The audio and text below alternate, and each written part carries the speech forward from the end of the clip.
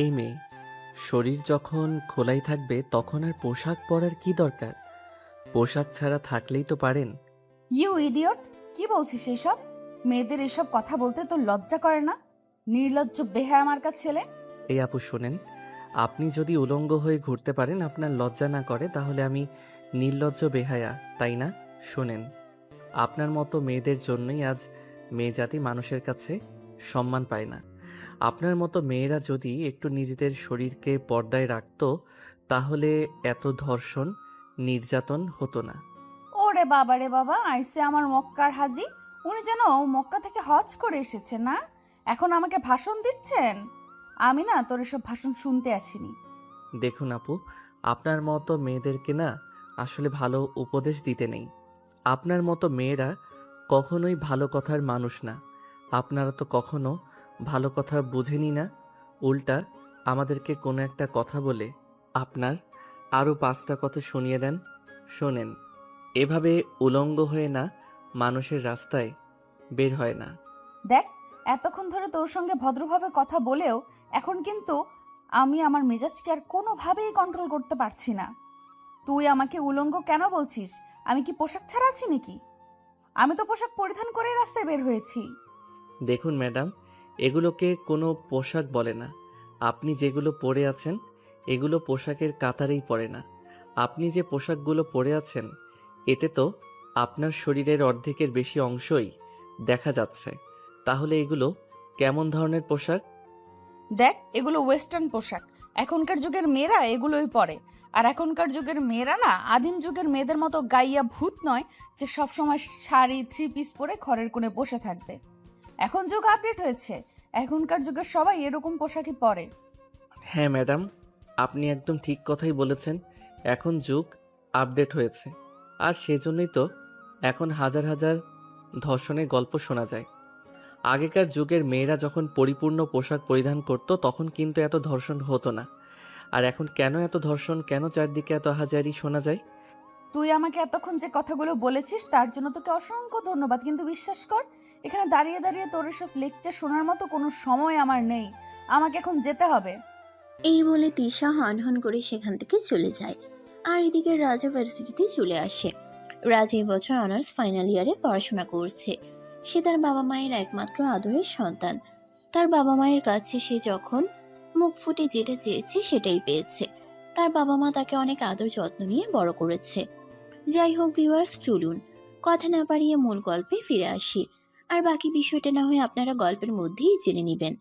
ক্যাম্পাসে এসেই তার বন্ধু নিলয়ের সঙ্গে তার দেখা হয়। কি ব্যাপার দোস্ত, কেমন আছিস? এই তো আলহামদুলিল্লাহ ভালোই আছি। তোর কি খবর? আর তুই না বলেছিলি তোর ছোট বোনকে আমাদের ভার্সিটিতে ভর্তি করাবি, তাহলে নিয়ে আসলি না কেন? আসলে শরীরটা ভালো নেই, গতকাল রাতে হঠাৎ করে খুব জ্বর এসেছে, তাই নিয়ে আসতে পারিনি। জ্বর একটু কমলে তারপরেই নিয়ে আসবো। যাই হোক, চল, ক্লাসের টাইম হয়ে গেছে, ক্লাসে যাওয়া যাক। এই বলে রাজ আর হৃদয় দুজনেই ক্লাসরুমে চলে আসে। প্রথম ক্লাসের ঘন্টা পড়তেই প্রিন্সিপাল স্যার একটা মেয়েকে নিয়ে ক্লাসরুমে ঢুকলো। তখনই ক্লাসের সবাই দাঁড়িয়ে সালাম প্রদর্শন করতে যাবে, তখনই রাজ দেখতে পেল সকালবেলা যে মেয়েটার সঙ্গে রাস্তায় সে কথা বলেছে ওই মেয়েটাই এখানে। তখন রাজ মনে মনে বলতে লাগলো। এই অর্ধনগ্ন মেয়েটা এখানে কি করছে? কথাটা মনে মনেই বলল রাজ। আর তখনই প্রিন্সিপাল স্যার সবাইকে উদ্দেশ্য করে বলতে লাগলো। ডিয়ার স্টুডেন্ট, এই হলো তিশা, তোমাদের নতুন টিচার। আর তার আরও একটা পরিচয় আছে, সে হলো আমার বেস্ট ফ্রেন্ডের একমাত্র মেয়ে। যাই হোক, তোমাদের সঙ্গে বেশি কথা বলার সময় আমার নেই, আমার কাজ আছে, আমাকে চলে যেতে হবে। তোমরা তোমাদের টিচারের সঙ্গে পরিচিত হয়ে নাও। এই বলে প্রিন্সিপাল স্যার ক্লাসরুম থেকে বের হয়ে চলে গেল। তখনই তিশা দেখতে পেল রাজ তার সামনেই বসে আছে। তখনই তিশা রাজকে তার কাছে ডেকে নিল আর বলতে লাগলো। এই ছেলে, এই যে নীল টি শার্ট পরা, তুমি আমার কাছে আসো। ম্যাডাম, আপনি কি আমাকে কিছু বলছেন? হ্যাঁ, তোমাকেই তো বলছি। তুমি ছাড়া তো ক্লাসরুমে নীল টি শার্ট পরা অন্য কেউ নেই। এদিকে আসো, তোমার সঙ্গে কথা আছে। হ্যাঁ ম্যাডাম, বলুন কি বলবেন। আমি আপনাকে কিভাবে সহযোগিতা করতে পারি? আমাকে তোমার কোনো সহযোগিতা করতে হবে না। তুমি আমাকে এটাই বলো যে তুমি এই ভার্সিটি থেকে কবে বের হয়ে যাচ্ছ। মানে এসব আপনি কি বলছেন ম্যাডাম? আমি তো কিছুই বুঝতে পারছি না। আমি এই ভার্সিটি থেকে কেন বের হয়ে চলে যাব? আমি কি কোনো অপরাধ করেছি? ওরে বাবা, ন্যাকা সাজা হচ্ছে তাই না? তুমি একটু আগে আমার সঙ্গে কি করেছো সেটা কি তুমি ভুলে গেছো নাকি? তুমি ভুলে গেলেও আমি তোমাকে মনে করিয়ে দিতে পারি। তোমার এই ভার্সিটিতে আর থাকা হবে না। তুমি আমার সঙ্গে যেটা করেছো একদম বেশি করে ফেলেছো। তখন তুমি আমার অচেনা কেউ ছিলে, তাই তোমাকে কিছু বলতে পারিনি। কিন্তু এখন তুমি এই ভার্সিটি স্টুডেন্ট, তাই এখানে পড়াশোনা কন্টিনিউ করাটা তোমার জন্য একটু টাফ হয়ে যাবে। ম্যাডাম, এখানে আমি আমার বাবার পয়সা দিয়ে পড়াশোনা করি, কারোর বাপের পয়সায় নয়। তাই আমার মনে হয় আপনি চাইলেও আমার কিছু করতে পারবেন না। মানে তুমি আমায় চ্যালেঞ্জ করছো? তাহলে আমিও তোমার চ্যালেঞ্জ একসেপ্ট করলাম। তুমি শুনে রাখো, আমি যদি ঠিক 7 দিনের মধ্যে তোমাকে এই ভার্সিটি থেকে বের করতে না পারি, তবে আমার নামও তিশা নয়। কথাটা মনে রেখো। ও তাই নাকি ম্যাডাম? তাহলে আপনি ঠিক করে রাখুন আপনার নাম কি রাখবেন। আমি এই ভার্সিটি থেকে যাচ্ছি না, এটা আপনাকে আমি বলে দিলাম। তিশা তখন কোনো কথা না বলে ক্লাস করানোতে মনোযোগ দিল। কিছুক্ষণ পর ক্লাস করানো শেষ হলে তিশা ক্লাসরুম থেকে বের হয়ে সোজা প্রিন্সিপাল স্যারের কেবিনে চলে গেল। প্রিন্সিপাল অবাক হয়ে জিজ্ঞাসা করলেন, কি ব্যাপার তিশা, তোমাকে এমন দেখাচ্ছে কেন? কিছু হয়েছে নাকি? আঙ্কেল, কি হয়নি সেটাই আপনি আমাকে জিজ্ঞাসা করেন? ওই ক্লাসের ওই বজ্জাত ছেলেটা যে আজ নীল টি শার্ট পরে এসেছে, ওকে এই ভার্সিটি থেকে বের করে দিতে হবে। ও যদি এই ভার্সিটিতে পড়াশোনা করে তাহলে আমি এখানে চাকরি করব না। এসব তুমি কি বলছো তিশা? তোমার কি মাথা খারাপ হয়ে গেছে নাকি? আমি বুঝতে পারছি তুমি রাজের কথা বলছো, কিন্তু রাজ আমার জানা মতে কখনোই কাউকে অন্যায় কিছু বলে না। দেখো, তুমি হয়তো ওকে ভুল ভাবছো।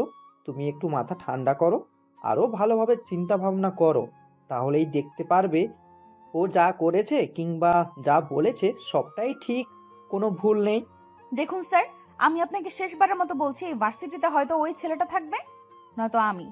কিন্তু তিশা, বিশ্বাস করো, এই দুটোর মধ্যেই কোনোটাই সম্ভব নয়। তুমি নতুন চাকরি নিয়েছো, এখন তুমি এই ভার্সিটি থেকে বের হয়ে যাও, অন্য জায়গায় চাকরি হয়ে যাবে। আর রাজ এই ভার্সিটির সবচাইতে ব্রিলিয়ান্ট স্টুডেন্ট, তাকে তো আমি কোনোভাবেই ভার্সিটি থেকে বের করে দিতে পারি না। তাছাড়া সে অনার্স ফাইনাল ইয়ারের স্টুডেন্ট, এই মুহূর্তে তো কোনোভাবেই সম্ভব নয়। আমি যদি তাকে ভার্সিটি থেকে বের করে দিই, তাহলে হয়তো এমনও হতে পারে যে আমার চাকরিটাও চলে যাবে। তিশা তখন কোনো কথা না বলেই রাগে গজগজ করতে করতে প্রিন্সিপালের কেবিন থেকে বের হয়ে আর মনে মনে ভাবতে লাগে, এই ছেলেটাকে যেভাবেই হোক একটু উচিত শিক্ষা দিতেই হবে, তা না হলে কাজ হবে না। অপরদিকে রাজ তো তার বন্ধু নিলয়কে প্রশ্ন করলো, কি ব্যাপার দোস্ত, কিছুই তো বুঝতে পারলাম না। ম্যাডাম নতুন এসেছে আর তোকে ডেকে নিয়ে এসব কি বললো? আরে দোস্ত, সেরকম কোনো ব্যাপার না। আসলে ম্যাডামকে যখন রাস্তায় দেখেছিলাম তখন জানতাম না ম্যাডাম আমাদের ভার্সিটিতেই চাকরি নিয়েছে। তখনই ম্যাডামকে ম্যাডামের পোশাকের ব্যাপারে কিছু কথা বলেছিলাম। ও আচ্ছা, এই ব্যাপার, বুঝতে পারছি। আসলে এই বিষয়টা ক্লাসরুমে আমিও লক্ষ্য করেছিলাম। ক্লাসের ছেলেগুলো ম্যাডামের দিকে কিভাবে তাকিয়েছিল তুই দেখেছিলি?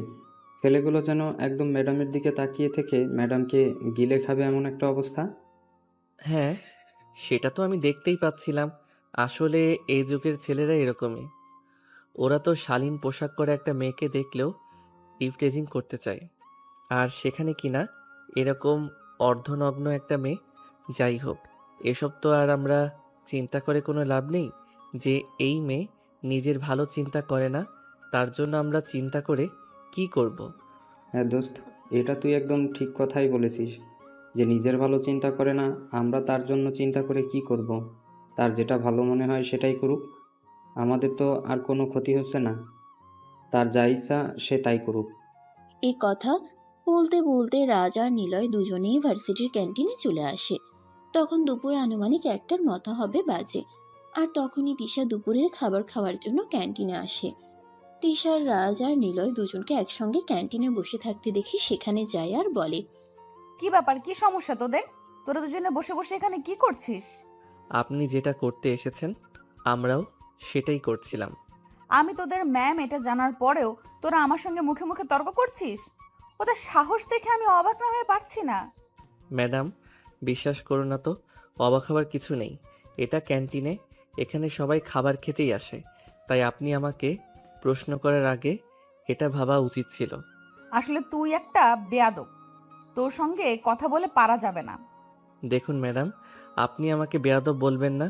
আমি বেয়াদব নাকি ভদ্র সেটাই ভার্সিটির সবাই জানে, তাই এসব নিয়ে আপনাকে গবেষণাও করতে হবে না। আপনি নিজেকে নিয়ে গবেষণা করুন, নিচে কিভাবে ভালো থাকতে পারবেন সেই চিন্তা করুন। আমার জন্য আপনার কোনো চিন্তা করতে হবে না। আচ্ছা তুই আমাকে একটা কথা বলতো, ফ্যামিলি থেকে কি তোকে কোনো শিক্ষা দেয়নি টিচারের সঙ্গে কিভাবে কথা বলতে হবে, টিচারের সঙ্গে কেমন আচরণ করতে হবে? সে ব্যাপারে কি তুই কখনো কোনো শিক্ষা পাসনি? দেখুন ম্যাডাম, আপনি আমার পারিবারিক শিক্ষা নিয়ে কোনো কথা বলতে আসবেন না। আর পারিবারিক শিক্ষার কথাই যদি আসে তাহলে আমি বলবো আপনার পরিবার আপনাকে কোনো শিক্ষা দিতে পারেনি। আপনার পরিবার যদি আপনাকে প্রপার শিক্ষা দিতে পারত তাহলে আপনি এভাবে এইসব ড্রেস পরে ভার্সিটিতে জব করতে আসতেন না। কথাটা বলা শেষ করার আগেই তিশা রাজের গালে ঠাস ঠাস করে দুটো চড় বসিয়ে দিল আর বলতে লাগলো, তোর কত বড় সাহস, তুই আমার ফ্যামিলির শিক্ষা নিয়ে কথা বলিস? আমি তোকে দেখে নেব। পরবর্তী সময়ের জন্য অপেক্ষা করার কোনো প্রয়োজন নেই। আমি আপনার সামনেই দাঁড়িয়ে আছি, আপনি এখনই আমাকে দেখতে পারেন। তোকে তো আমি, কোনো সমস্যা নেই, জড়িয়ে ধরে কিসও করতে পারেন। You rascal, idiot. সে আপনার যা মনে হয় তাই, এই ব্যাপারে আমি আপনাকে কিছুই বলবো না। তবে আমি এখনো আপনাকে এটাই বলছি যে আপনার পরিবার আপনাকে প্রপার শিক্ষা দিতে পারেনি। আর হ্যাঁ, একটা কথা মনে রাখবেন, 2 কলাম পড়াশোনা শিখলেই কেউ শিক্ষিত হয় না। শিক্ষিত হওয়ার জন্য সবচাইতে বেশি প্রয়োজন হলো পারিবারিক শিক্ষা এবং নিজের মস্তিষ্ককে সুস্থ রাখা। আমি খুব ভালোভাবেই বুঝতে পেরেছি তোর সঙ্গে এইভাবে পারা যাবে না, তোকে অন্যভাবে সায়স্তা করতে হবে। কিন্তু তুই কোনো চিন্তা করিস না, আমি যতদিন পর্যন্ত তোকে সায়স্তা করতে না পারবো ততদিন পর্যন্ত শান্ত হব না। এই কথা বলে তিশা হন করে সেখান থেকে বের হয়ে যায়। আর এদিকে রাজ আর নিলয় দুজনে খাওয়া দাওয়া শেষ করে ক্যান্টিন থেকে বের হয়ে আসে। এর পরের দিন ছিল শুক্রবার। শুক্রবার বিকেলে রাজ তার বন্ধুদের সঙ্গে আড্ডা দেওয়ার জন্য বাসা থেকে বের হয় বাইক নিয়ে। বাজে রাস্তায় যেতেই কিছু বখাটে ছেলে পেলে তার পথ আগলে দাঁড়ায়। সে কোনো কিছু বুঝতে না পেরে বাইকে দাঁড় করায়।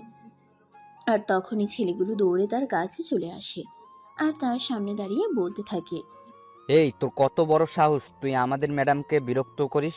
তুই জানিস আমরা এখন তোর কি করব? না, জানি না, আর জানার কোনো ইচ্ছেও নেই। যদি নিজেদের ভালো চাস তাহলে আমার সামনে থেকে সরে দাঁড়া। আমি আমার বন্ধুদের কাছে যাচ্ছি, ওরা আমার জন্য অপেক্ষা করছে। দয়া করে আমাকে লেট করাস না। তোর বন্ধুদের কাছে যাওয়া তোর হবে না, তোকে আমরা জমের বাড়ি পাঠিয়ে দেওয়ার চিন্তা ভাবনা করছি। তুই এক্ষুনি এখান থেকে সোজা জমের বাড়ি চলে যাবি। দেখ, শুধু শুধু আমার সঙ্গে পাঙ্গা নিতে আসিস না। আমার সম্পর্কে তোদের কোনো আইডিয়া নেই, তাই আমার সামনে দাঁড়িয়ে এভাবে কথা বলার সাহস পাচ্ছিস। কিন্তু বিশ্বাস কর, তোদের এসব হুমকি থামকি আমি একটুও ভয় পাই না। তাহলে তুই যেটা ভয় পাস সেটারই ব্যবস্থা করতে হবে। আর কোনো চিন্তা করিস না, আমরা সমস্ত রকম প্রিপারেশন নিয়ে এসেছি। এই বলে সবগুলো ছেলে একসঙ্গে রাজকে আক্রমণ করতে যাবে। আর তখনই রাজ তাদের সবাইকে প্রতিহত করতে শুরু করলো। ডিসুম ডিসুম করে সব কটাকে মারতে শুরু করলো। একদম সব কয়টাকে মেরে নাজেহাল অবস্থা করে দিল। আর তখনই সে তিশার নাম্বারে ফোন দিল। হ্যালো, তিশা স্পিকিং, কাকে চাই? আমি রাজ। আপনি যাকে মারার জন্য গুন্ডা বাহিনী ভাড়া করে পাঠিয়েছিলেন, আপনার সেই গুন্ডা বাহিনীকে আমি মেরে একদম তক্তা বানিয়ে দিয়েছি। এখন ওরা চৌরাস্তার মোড়ে আছে। আপনি দয়া করে আপনার গুন্ডা বাহিনীকে এখান থেকে হসপিটালে নিয়ে যাওয়ার ব্যবস্থা করুন। তা না হলে ওরা হয়তো মারা যেতে পারে, কারণ আমি ওদেরকে খুব ভালো করেই উত্তম মাধ্যম দিয়েছি। ফাও কথা বলার আর জায়গা পাস না? আমি তো 50,000 টাকা ভাড়া করে গুন্ডা বাহিনী পাঠিয়েছি ওকে আজকে মেরে ফেলার জন্য। এতক্ষণে হয়তো ওর লাশ ওরা মাটিতে পুঁতেও ফেলেছে। আর এখন তুই কিনা বলছিস যে তুই রাজ আর আমার গুন্ডা বাহিনীকে মেরে তক্তা বানিয়ে দিয়েছিস? এইগুলো আমাকে বিশ্বাস করতে হবে? ম্যাডাম, বিশ্বাস না করলে আমার কিছুই করার নেই, কারণ আপনার গুন্ডা বাহিনীর সব কয়টা গুন্ডাকে আমি পিটিয়ে এমন অবস্থা করে দিয়েছি যে এরা এখন আর কথা বলার অবস্থাতে নেই। যাই হোক, আপনি না আসলেও সমস্যা হবে না। আমি ওদেরকে হসপিটালে পাঠিয়ে দিচ্ছি। দয়া করে হসপিটালের বিলটাও আপনি দিয়ে দিবেন। এই বলে তখনই রাজ টুং করে ফোনটা কেটে দিল। আর এদিকে তিশা তার ভাড়া করা মাস্তান বাহিনীর সরকারকে ফোন দিতে লাগলো, কিন্তু কেউ ফোন রিসিভ করলো না। তিশা পড়ে গেল মহা চিন্তায়। অপরদিকে রাজ অ্যাম্বুলেন্স ফোন করে মাস্তান বাহিনীর সব কয়টা ছেলেপেলেকে হসপিটালে নিয়ে যায়। তারপর ওদেরকে ভর্তি করিয়ে দিয়ে রিসিপশনে তিশার নাম্বারটা দিয়ে চলে আসে। কিছুক্ষণ পর হসপিটালের রিসিপশন থেকে তিশার নাম্বারে ফোন চাইতেই সব ফোনটা রিসিভ করে। আর তখনই রিসিপশনের মেয়েটা তিশাকে উদ্দেশ্য করে বলে, আসসালামু আলাইকুম। আপনি কি তিশা ম্যাডাম বলছেন? হ্যাঁ বলছি, কিন্তু আপনি কি আর আমাকে কেন ফোন করেছেন? ম্যাডাম, একটু আগে আমাদের হসপিটালে বেশ কিছু ছেলেপেলেকে নিয়ে একজন লোক এসেছে। ওদের অবস্থা খুবই ক্রিটিক্যাল। উনি ওদেরকে ভর্তি করিয়ে তারপর আপনার নাম্বারটা দিয়ে চলে গেছেন। আপনি এক্ষুনি একবার সিটি হসপিটালে আসুন। এসব আপনি কি বলছেন? আমি তো বিশ্বাসই করতে পারছি না। তাহলে কি রাজ সত্যি সত্যি আমার গুন্ডা বাহিনীকে মেরে তক্তা বানিয়েছে? হ্যাঁ ম্যাডাম, একদমই তাই। ছেলেগুলোর অবস্থা খুবই খারাপ। এমার্জেন্সি ওদেরকে ট্রিটমেন্ট করাতে হবে, তা না হলে অবস্থা খুবই খারাপ হয়ে যেতে পারে। আর ওদের অনেকগুলো ওষুধ লাগবে, এগুলোর দাম প্রায় 1.5 লাখ টাকার মতো। আর ওই টাকাটা আপনাকে পে করতে হবে, তা না হলে আমি ওদের ট্রিটমেন্ট করাতে পারবো না। কথাটা বলে তিশা পড়ে গেল মহা চিন্তায়। সে কি করবে কিছুই বুঝতে পারছে না। তখনই হঠাৎ করে সে তার আব্বুকে ফোন দেয় আর বলে, আব্বু, আমার এক্ষুনি 1.5 লক্ষ টাকা লাগবে। তুমি এক্ষুনি আমার অ্যাকাউন্টে ওই টাকাটা পাঠিয়ে দাও। এসব তুই কি বলছিস? এখন আমি এত টাকা কোথায় পাবো? তাছাড়া তুই তো খুব ভালো করেই জানিস আমাদের মধ্যবিত্ত ফ্যামিলি, আমরা যখন যা চাই তখন তাই করতে পারি না। তাই আমাদের সব কিছু চিন্তাভাবনা করেই করতে হয়। আব্বু, আমি কোনো কথা শুনতে চাই না। আমি তো তোমাকে বললাম আমার এক্ষুনি 1.5 লক্ষ টাকা লাগবে। তুমি এক্ষুনি এই টাকাটা আমার অ্যাকাউন্টে ট্রান্সফার করো। আচ্ছা ঠিক আছে, সেটা না হয় দিলাম, কিন্তু কি কারণে তোমার একটা টাকাও লাগবে? আমি তো সেই কারণটাই কিন্তু কি কারণে তোমার এতগুলো টাকা লাগবে আমি তো সেই কারণটাই জানতে পারি। সেই কারণটা তো আমাকে বলো। আব্বু, আমি তো তোমাকে বললাম যে টাকাটা আমার কাজে লাগবে, তাই আমি তো কোনো কাজে এই টাকাটা ব্যয় করব। তাহলে তুমি এত কৈফিয়ত আমার কাছে কেন চাইছো? আচ্ছা ঠিক আছে, আমি তোমার অ্যাকাউন্টে টাকা ট্রান্সফার করে দিচ্ছি। তবে একটা কথা তোমাকে বলি, এভাবে আজে বাজে ভাবে পয়সা নষ্ট করো না, কারণ পয়সা ইনকাম করতে খুব কষ্ট হয়। এই বলে তিশার আব্বু ফোনটা কেটে দেয় আর তিশার অ্যাকাউন্টে 1.5 লক্ষ টাকা ট্রান্সফার করে দেয়। আসলে তিশার আব্বুর আর্থিক অবস্থা অতটাও ভালো নয়। মোটামুটি একটা চাকরি করে, সেখান থেকে মাস শেষে 70,000 টাকা মাইনে পায়। আর সেটা দিয়েই ফ্যামিলিতে চালাতে হয়। আর তারপর তিনি সেখান থেকে অনেক কষ্ট করে কিছু টাকা সেভিংস করেন। আর তিশা এই টাকাগুলো এভাবেই নষ্ট করে। যাই হোক ভিউয়ার্স, চলুন গল্পে ফেরা যাক।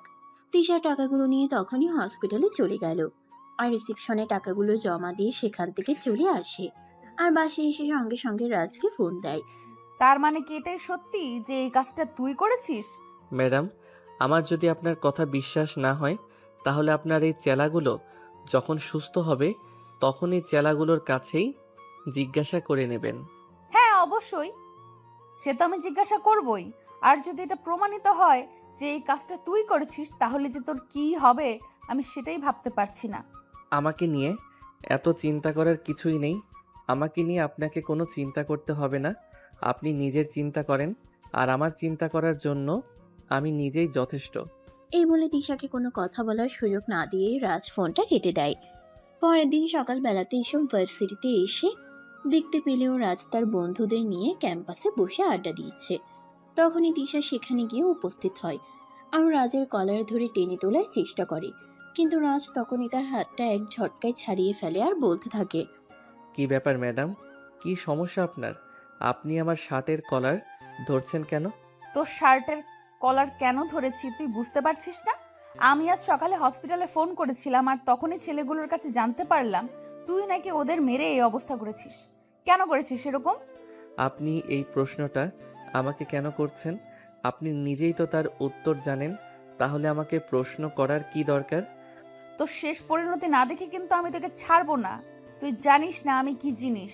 আপনি আমার ম্যাম, আপাতত এইটুকু পরিচয় যথেষ্ট, আর কোনো কিছুর প্রয়োজন নেই। তোকে আমি দেখে নিব। এই বলে তিশা এখান থেকে চলে গেল। আর তখনই সেখানে উপস্থিত এর রাজের অন্য আরেক বন্ধু তাকে প্রশ্ন করে, কি ব্যাপার? কি হয়েছে দোস্ত? ম্যাডাম তোকে কি বললো? কিছুই তো বুঝতে পারলাম না। তোদেরকে এত কিছু বুঝতে হবে না। আর একটা কথা, তোরা তো খুব ভালো করেই জানিস আমি কখনো কোনো খারাপ কাজ করতে পারি না, আর অন্যকে কখনো প্রশ্রয় দেই না। তার পিছনে যেই থাকুক না কেন, তোরা এটা ভাবতে পারিস যে এখানে হয়তো সেরকম কিছুই হয়েছে। সেটা তো বুঝতে পারছি, কিন্তু রাজ, উনি আমাদের ম্যাডাম। উনার সঙ্গে এরকম করা মনে হয় ঠিক হচ্ছে না। উনি আমাদের চাইতে বয়সে অনেক বড়। ওনার কোনো ব্যাপারে আমাদের নাক গলানো ঠিক নয়। কিন্তু উনি যদি নিজেই আমাকে বাধ্য করেন, তাহলে আমি কি করতে পারি বল? হ্যাঁ, সেটাই তো। আমরা খুব ভালো করে জানি তোকে কখনো কেউ কোনো কাজ করতে বাধ্য না করলে তুই সেটা করিস না। যাই হোক দোস্ত, যা করবি ভেবেচিন্তে করবি। কখনো এরকম কিছু করবি না যেটা তোর জন্য ক্ষতিকর হয়।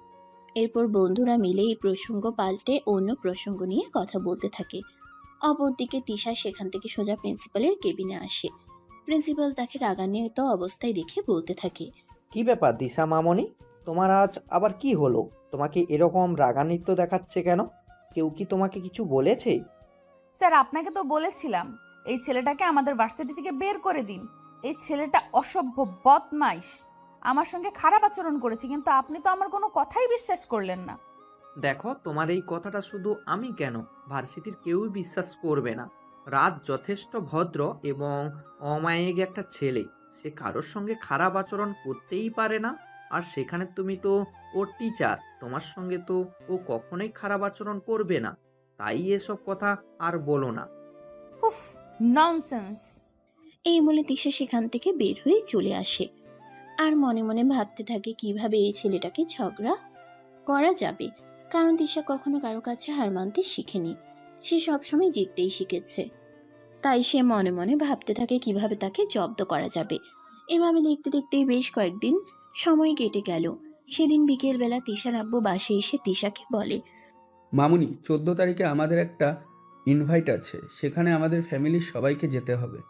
আব্বু, তুমি তো জানোই আমার এইসব আচার অনুষ্ঠান ভালো লাগে না। আমি যেতে পারবো না। তুমি আর আম্মু চলে যাও, আমাকে এই ব্যাপারে জোরাজুরি করো না। এটা বললে হবে না মা, তোমাকেও যেতে হবে।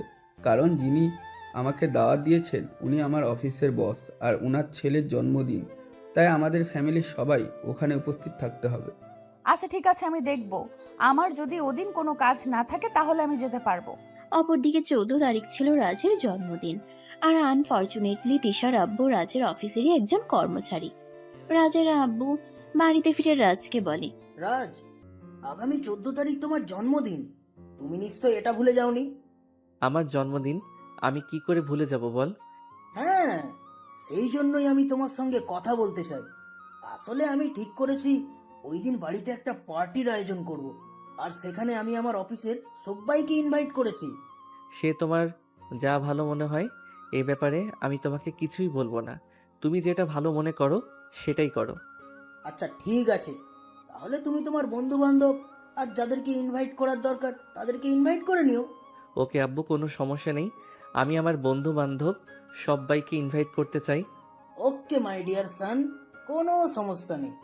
তোমার যাকে মন চায় তুমি তাকে ইনভাইট করতে পারো, এতে আমার কোনো সমস্যা নেই। ওকে আব্বু, thank you so much. You are so great.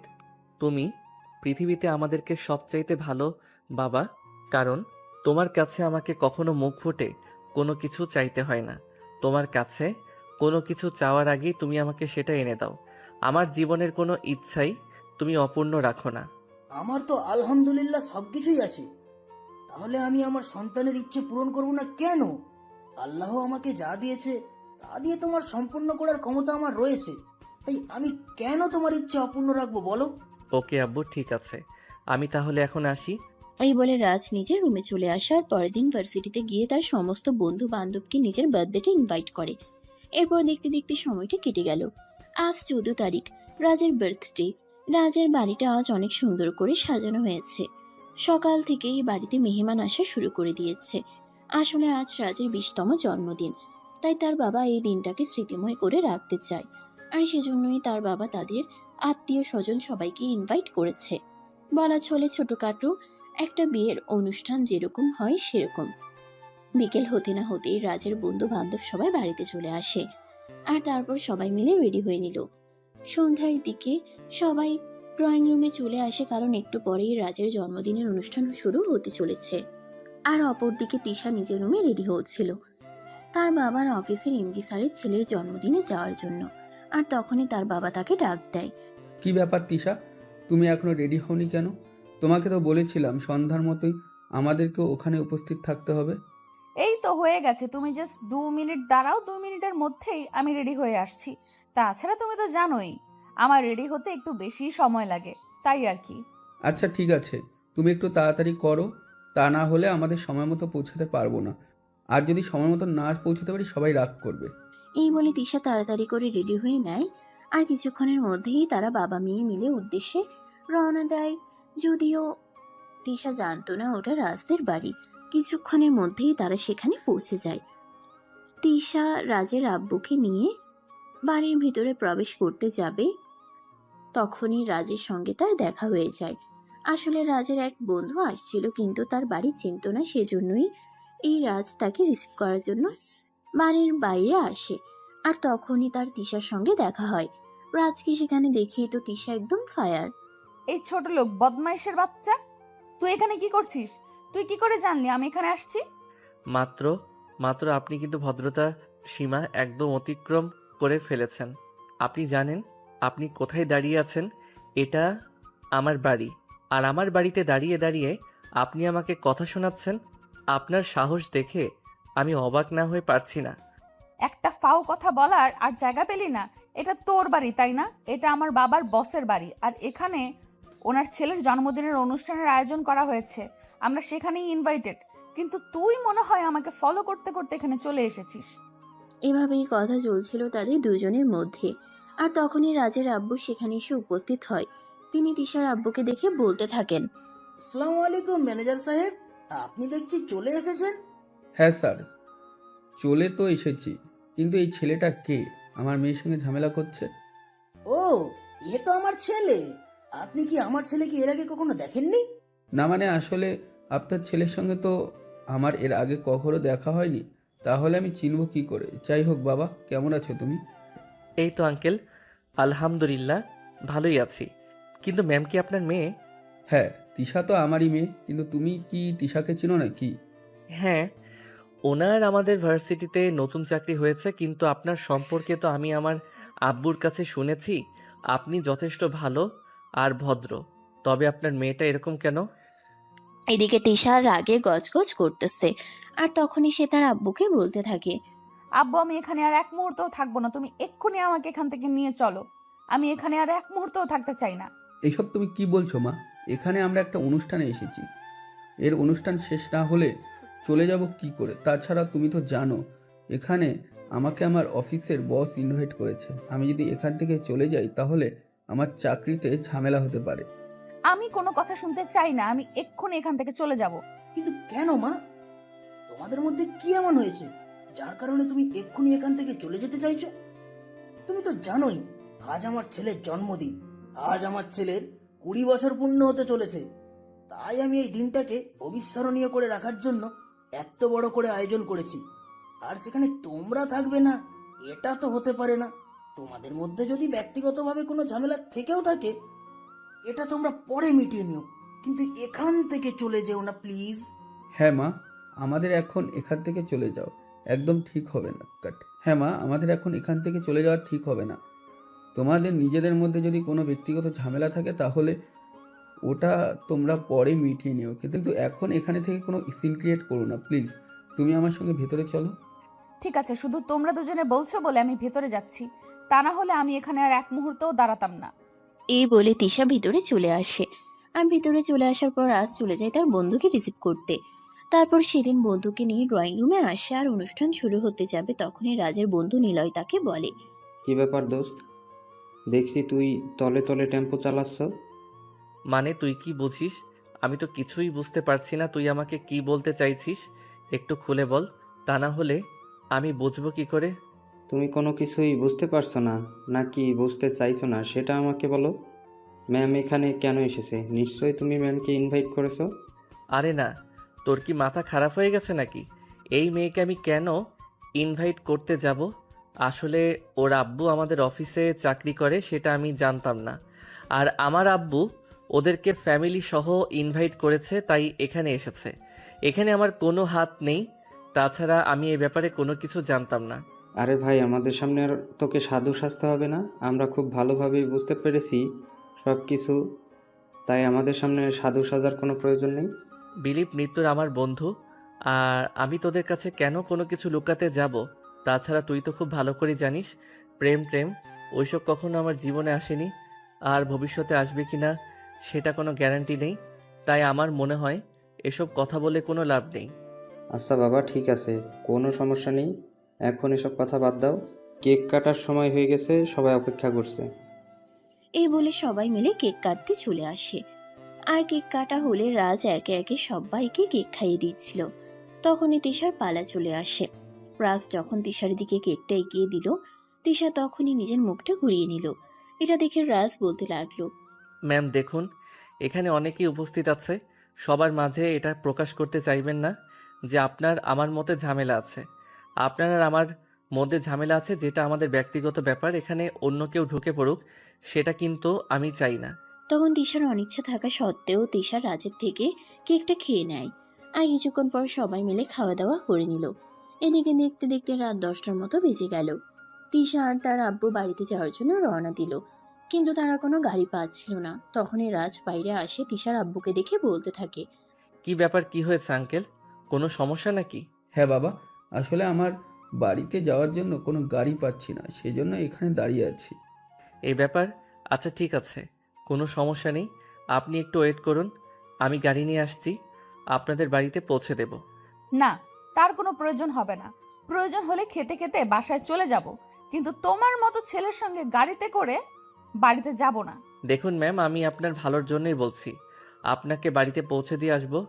এখন যদি আপনি নিজের ভালোটা বুঝতে না পারেন, তাহলে তো আমার কিছুই করার নেই। রাত 10টার মতো বেঁচে গেছে, আর এদিকে 10টার পর কোনো গাড়ি পাওয়া যায় না। তাই আমার মনে হয় কোনো গাড়ি পাবেন না। যদি ভালো চান তাহলে চলুন, আমি আপনাদেরকে বাড়িতে পৌঁছে দিয়ে আসি। হ্যাঁ মা, রাজা একদম ঠিক কথাই বলেছে, রাত 10টার পর এদিকে কোনো গাড়ি পাওয়া যায় না। তুই আর এরকম করিস না রাজ, আমাদের বাড়িতে পৌঁছিয়ে দিয়ে আসুক। তখন আর কোনো কথা বলে না, চুপচাপ দাঁড়িয়ে। এদিকে রাজ গ্যারেজ থেকে নিজের গাড়িটা বের করে, আর তারপর তিশা আর তার আব্বুকে গাড়িতে উঠতে বলে। প্রায় 20 মিনিট পর রাজ তিশা আর তার আব্বুকে তাদের বাড়িতে পৌঁছে দেয়। আর এদিকে তিশা গাড়ি থেকে নামতে যাবে, তখনই রাজ তিশার কানে কানে বলতে থাকে, সত্যি আপনাকে অনেক সুন্দর লাগছিল, যদিও সবার সামনে কথাটা বলতে পারিনি, তাই এখন আপনাকে বললাম। শাড়িতে কিন্তু আপনাকে অসম্ভব সুন্দরী লাগে। তিশা তখন কোনো কথা না বলে মুখটাকে একটা ভেঙচি মেরে সেখান থেকে চলে গেল। এদিকে রাজ তাদেরকে বাড়িতে পৌঁছে দিয়ে তারপর গাড়ি নিয়ে বাড়িতে চলে আসে। বাসায় প্রবেশ করা মাত্রই তার আব্বু তাকে জিজ্ঞাসা করলো, কি ব্যাপার বাবা, কোথায় গিয়েছিলে তুমি? তোমাকে তো একটা কাজের জন্য আমি অনেক কথা বলে খুঁজতেছিলাম, কিন্তু কোথাও তোমাকে খুঁজে পাচ্ছিলাম না। আসলে আব্বু, ওইটা ম্যানেজার সাহেব ওনার মেয়েকে নিয়ে আমাদের বাড়িতে দাওয়াতে এসেছিলেন না। ওনারা বাড়িতে যাওয়ার জন্য কোনো গাড়ি পাচ্ছি না, তাই আমি গাড়ি নিয়ে ওনাদেরকে বাড়ি পর্যন্ত পৌঁছে দিয়ে আসলাম। আর সেই জন্যই তুমি হয়তো আমাকে কোথাও খুঁজে পাওনি। তো যাই হোক, বলো কি হয়েছে? না, সেরকম কোনো ব্যাপার না। আসলে আমাকে একটু কালকেই ব্যবসার কাজে ইংল্যান্ডে যেতে হবে। এইমাত্র আমার একটা মেল এসেছে, আর সেখানে আমাকে 1 সপ্তাহের মতো থাকতে হবে। তাই এই কয়দিন তোমাকে একটু অফিসে যেতে হবে বাবা। এসব তুমি কি বলছো? আমি তো আজকে রাখি কখনো অফিসে যাইনি। অফিসের কাজকর্ম তো আমি কিছুই বুঝি না, তাহলে অফিসে গিয়ে আমি করবোটা কি? তাছাড়া আমার তো ভার্সিটি আছে। ভার্সিটিতে কোনো সমস্যা হবে না। আমি তোমার প্রিন্সিপালের সঙ্গে কথা বলে সব ঠিক করে নেব, আর অফিসের সব কাজ ম্যানেজারকে বলে দিব তোমাকে বুঝিয়ে দিতে। আচ্ছা ঠিক আছে, আমাকে যদি কাজ বুঝিয়ে দেওয়া হয় তাহলে ইনশাআল্লাহ আমি বুঝে নিতে পারবো, কোনো সমস্যা হবে না। তোমার চিন্তার কোনো কারণ নেই। এই বলে রাজ নিজের রুমে চলে আসলো। আর পরের দিন সকালবেলা তার আব্বু ইংল্যান্ডের উদ্দেশ্যে রওনা দেয়। আর সকাল 10টা থেকে ঘুম থেকে উঠে রাজ অফিসে চলে আসে। এদিকে তিশা সেদিন ভার্সিটিতে এসে রাজকে দেখতে না পেয়ে রাজের বন্ধু নিলয়কে প্রশ্ন করে, কি ব্যাপার, আজ ওই রাম ছাগলটাকে দেখছি না কেন? রাম ছাগলটা কি আজ ভার্সিটিতে আসেনি নাকি? না ম্যাডাম, রাজ আজকে ভার্সিটিতে আসেনি। কেন আসলো না সেটাও তো বুঝতে পারছি না। আমার ফোনের ব্যালেন্স নেই, তাই আমি তাকে ফোন করতেও পারিনি। ও আচ্ছা ঠিক আছে, না এসেছে ভালোই হয়েছে। এই ছেলেটাকে দেখলে আমার গায়ে ঘিন ঘিন করে। ছেলেটাকে আমার একদমই দেখতে মন চায় না। যাই হোক, তোমরা সবাই ক্লাসে মনোযোগ দাও। এই বলে তিশা ক্লাস পড়াতে লাগলো। আর এদিকে সেদিনকে দিনটা কেটে গেল। তবে সেদিন অন্যরকম কিছু একটা ঘটলো। তিশার বারবার রাজের কথা মনে পড়ছিল। কেন জানি সে না চাইলেও বারবার তার চোখের সামনে রাজের মুখটা ভেসে উঠছিল। বারবার সে রাজকে খুব বেশি মিস করছিল। তবুও ভার্সিটি টাইম শেষ হলে তিশা বাসায় চলে আসে। অপরদিকে অফিসে ছিল আজকে রাজের প্রথম দিন, তাই সে অফিসের কোনো কাজই জানতো না। তবে ম্যানেজার আগে তাকে অনেক সহযোগিতা করেছে, সব কাজ তাকে বুঝিয়ে দিয়েছে, তাই তার কাজ করতে কোনো সমস্যা হয়নি। বিকাল 5টার দিকে অফিস শেষ করে রাজ বাসায় চলে আসে। আর তখনই তার নাম্বারে নিলয়ের নাম্বার থেকে একটা ফোন আসে। সে ফোনটা রিসিভ করতেই অপর প্রান্ত থেকে শুনতে পায়, কি ব্যাপার দোস্ত, কোথায় তুই? সারাদিন তোর কোনো খোঁজ খবর নেই। আর তুই ভার্সিটিতে আসলি না কেন? না মানে আসলে আব্বু আজ সকালেই ইংল্যান্ডে একটা কাজের জন্য চলে গেছে, তাই আমাকে অফিসে যেতে হয়েছে। আর আগামী 1 সপ্তাহ যেতে হবে, তাই আমি আগামী 1 সপ্তাহ ভার্সিটিতে আসতে পারবো না। আর তার জন্য আব্বু প্রিন্সিপাল স্যারের কাছ থেকে বলে ছুটি নিয়েছে। ও আচ্ছা, দোস্ত, তোকে একটা কথা বলার আছে। আজ যে তুই ভার্সিটিতে আসিসনি, এটা দেখে তিশা ম্যাম তোর খোঁজ খবর নিছিল। আমি বুঝতে পারছি না তোদের মধ্যে কি চলছে, একটু বলবি আমায়? আরে ভাই, আমার মনে হয় তোর মাথা খারাপ হয়ে গেছে। আমাদের দুজনের মধ্যে কি চলবে, আর যদি কিছু চলতো তাহলে সেটা তুই জানতে পারতিস। আমাদের মধ্যে কিছুই চলছে না রে ভাই। কাল তোর জন্মদিনের পার্টিতে গিয়ে সেখানে ম্যামকে দেখতে পেলাম, আর আজ ম্যাডাম তোর খোঁজ খবর নিছিল। এখন তুই বললেই হলো যে তোদের মধ্যে কিছু চলছে না। দেখ, আমাদের কাছে কোনো কিছু লুকাবি না, আমরা তোর বন্ধু, আমাদের কাছে সব বলে দে প্লিজ। আরে ভাই, যা সত্য তাই বলছি। আমাদের মধ্যে কিছু চলছে না। আর যদি কিছু চলতো তাহলে তুই জানতে পারতি। আর হ্যাঁ, তোকে একটা কথা বলে রাখি, ক্লাসে পড়াগুলো সব নোট করে আমাকে পাঠিয়ে দিবি। আর আমি যে অফিসে যাচ্ছি এটা যেন তুই ছাড়া অন্য কেউ জানতে না পারে। আচ্ছা দোস্ত, ঠিক আছে, তুই কোনো চিন্তা করিস না, কেউ কোনো কিছু জানতে পারবে না। তবে একটা কথা তোকে বলে রাখি, যদি কখনো জানতে পারি ম্যাম আর তোর মধ্যে কিছু চলছে, তাহলে কিন্তু তোর খবর আছে, এটা তোকে বলে দিলাম। এই বলতে বলতে দুজনের কথা বলা শেষ করে ফোন রেখে দেয়। আর এদিকে রাজ প্রথমবার অফিসে গিয়েছে। অফিসের কাজ করতে গিয়ে সে অনেকটাই হাঁপিয়ে গেছে, খুব ক্লান্ত বোধ করছে। তাই বাড়িতে এসেই নিজের রুমে গিয়ে কাপড় চোপড় চেঞ্জ না করেই বিছানায় শুয়ে ঘুমিয়ে পড়ল। তার আম্মু সন্ধ্যায় নাস্তা বানিয়ে তাকে ডাকতে এসে দেখলো সে কাপড় চোপড় চেঞ্জ না করেই বিছানায় শুয়ে ঘুমোচ্ছে। তাই তিনি তাকে ঘুম থেকে ডেকে তুললেন। এই রাজ রাজ, কি হয়েছে তোর? এই সন্ধ্যাবেলায় ঘুমাচ্ছিস কেন? বিছানা ছেড়ে ওঠ, আমি নাস্তা বানিয়েছি, খাবি আয়। উফ আম্মু, প্লিজ ডাকাডাকি করুন, আমার শরীরটা খুব ক্লান্ত লাগছে, আমাকে একটু ঘুমাতে দাও। আর এখন আমি নাস্তা করব না, রাতের খাবার খাওয়ার সময় হলে আমি নিজেই চলে আসব। তখন রাজের আম্মা আর কোনো কথাই বলল না, চুপচাপ সেখান থেকে চলে গেল। কারণ তিনিও বুঝতে পারছেন এই প্রথমবার তাদের ছেলে কোনো একটা কাজ করেছে, তা আবার অফিস সামলেছে। অফিস সামলানোটা এতটাও সহজ কাজ নয়। রাজ ক্লান্ত শরীর নিয়ে ঘুমিয়ে যায়। রাত 10টার দিকে আবারও তার আম্মু তাকে রাতের খাবার খাওয়ার জন্য ডাক দেয়। তখন সে বিছানা ছেড়ে উঠে আর ফ্রেশ হয়ে রাতের খাবার খেয়ে নেয়। তারপর ড্রয়িং রুমে এসে বসে। তখনই তার আম্মু তাকে আবারও বলতে থাকে, কি ব্যাপার বাবা, প্রথম দিনেই অফিস কেমন কাটলো? এই তো ভালোই। আসলে তুমি তো জানোই আমি কাজের পর্যন্ত জানতাম না, কিন্তু ম্যানেজার সাহেব আমাকে সব কিছু বুঝিয়ে দিয়েছে, তাই আমার সেরকম কোনো ঝামেলা হয়নি। তাহলে কি বাবা, এখন থেকে তুই অফিস সামলাতে পারবি? আরে না, এসব তুমি কি বলছো? আমি নিজেকে একদম এসব ঝামেলায় জড়াতে চাই না। যতদিন আব্বু বেঁচে আছে ততদিন আব্বু সব কিছু সামলাবে, আমি নিজেকে কোনো ঝামেলায় জড়াতে চাই না। এখন তো শুধুমাত্র আব্বু বাড়িতে নেই বলেই আমি অফিসে গিয়েছি, তা না হলে কি আমি কখনো অফিসে যেতাম নাকি? কিন্তু বাবা, সেরকমটা বললে হয় নাকি? তুই আমাদের একমাত্র সন্তান, আমাদের যা কিছু আছে সবকিছুর একমাত্র মালিক হলে এখন যদি তুই নিজের সবকিছু গুছিয়ে না রাখিস, সবকিছুর বোঝার চেষ্টা না করিস, তাহলে কবে কি করবি? আমি তো সেটাই বুঝতে পারি না। আম্মু, তোমাকে তো চিন্তা করতে হবে না, যখন যেটা বোঝার তখন আমি সেটা বুঝে নেব। তবে এখন আমি সেই সব কিছুর মধ্যে নিজেকে জড়াতে চাই না, তাই প্লিজ তোমরা আমাকে জোরাজুরি করো না, আমাকে আমার মতো থাকতে দাও। এরপর রাজের আম্মু এই বিষয়ে আর কোনো কথা বাড়ালো না। তারা দুজনে মিলে তারপর অন্য একটা প্রসঙ্গ নিয়ে বেশ কিছুক্ষণ গল্পগুজব করলো আর রাত 11:30টার দিকে নিজেদের রুমে গিয়ে ঘুমিয়ে পড়লো। পরের দিন যথারীতি সকাল 8টার দিকে রাজ ঘুম থেকে উঠে আর তাড়াতাড়ি ফ্রেশ হয়ে নেয় অফিসে যাওয়ার জন্য, আর তারপর নাস্তা করে অফিসে চলে যায়। এভাবেই চলছিল তার দিনগুলো। অপরদিকে তিশা ভার্সিটিতে এসে রাজকে দেখতে না পেয়ে তার খুব খারাপ লাগতো। সে বারবার রাজের সঙ্গে যোগাযোগ করার চেষ্টা করতে থাকে, কিন্তু কোনোভাবেই পেরে ওঠে না। সেদিন ক্লাসে তিশা নিলয়কে বলে, নিলয়, তুমি একবার আমার সঙ্গে আমার কেবিনে এসো তো, তোমার সঙ্গে আমার একটু কথা আছে। নিলয় তখন কোনো কথা না বলে তিশার পিছন পিছন তার কেবিনে চলে আসে। আর তখন তিশা নিলয়কে বলতে থাকে, নিলয়, তুমি আমাকে একটা সত্যি কথা বলবে? হ্যাঁ ম্যাডাম, অবশ্যই। আমি কেন আপনাকে সত্য কথা বলবো না? আপনি আমার আপনি আমার ম্যাডাম।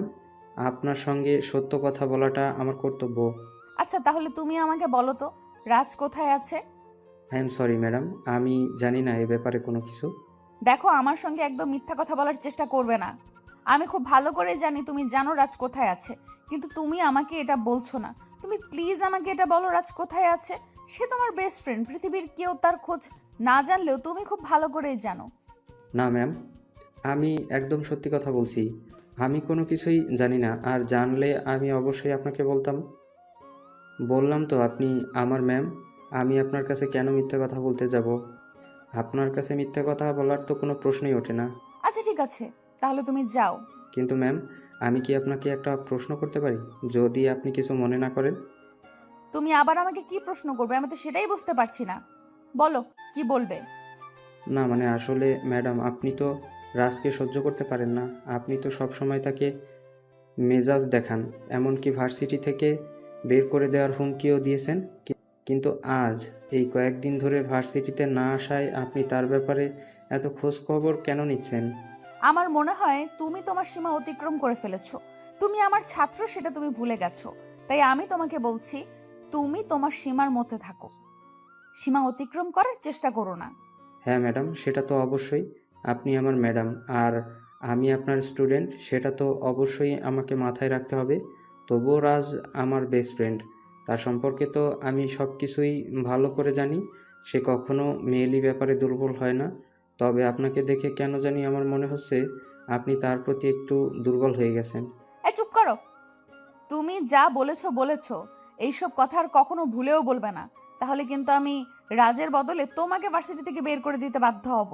ঠিক আছে ম্যাডাম, আমি আপনাকে এই ব্যাপারে কোনো প্রশ্ন করব না। তবে আমি এই ভার্সিটি থেকে বের হয়ে চলে যেতে চাই না, কারণ আমার বাবা অনেক স্বপ্ন নিয়ে আমাকে ভার্সিটিতে পাঠিয়েছে পড়াশোনা করার জন্য। তাই পড়াশোনা করাটাই আমার একমাত্র লক্ষ্য। অন্য কোনো দিকে আমি মনোযোগ দিতে চাই না। এই বলে নিলয় তিশা ম্যামের কেবিন থেকে বের হয়ে চলে আসে। সেদিন ভার্সিটি ছুটি হতেই নিলয় বাসে এসে রাজের নাম্বারে ফোন দেয় 2-3 বার। ফোন হওয়ার পর রাজ ফোনটা রিসিভ করে আর বলতে থাকে, কি ব্যাপার দোস্ত, তুই হঠাৎ এই অসময়ে ফোন দিচ্ছিস কেন? তুই তো জানিস আমি অফিসে আছি, একটু কাজের মধ্যে আছি। আরে ভাই, আমাদেরকে মিষ্টি খাওয়ানোর ব্যবস্থা কর, তারপর না হয় কাজ করবি। মানে এসব তুই কি বলছিস? আমি কেন তোকে মিষ্টি খাওয়াতে যাব?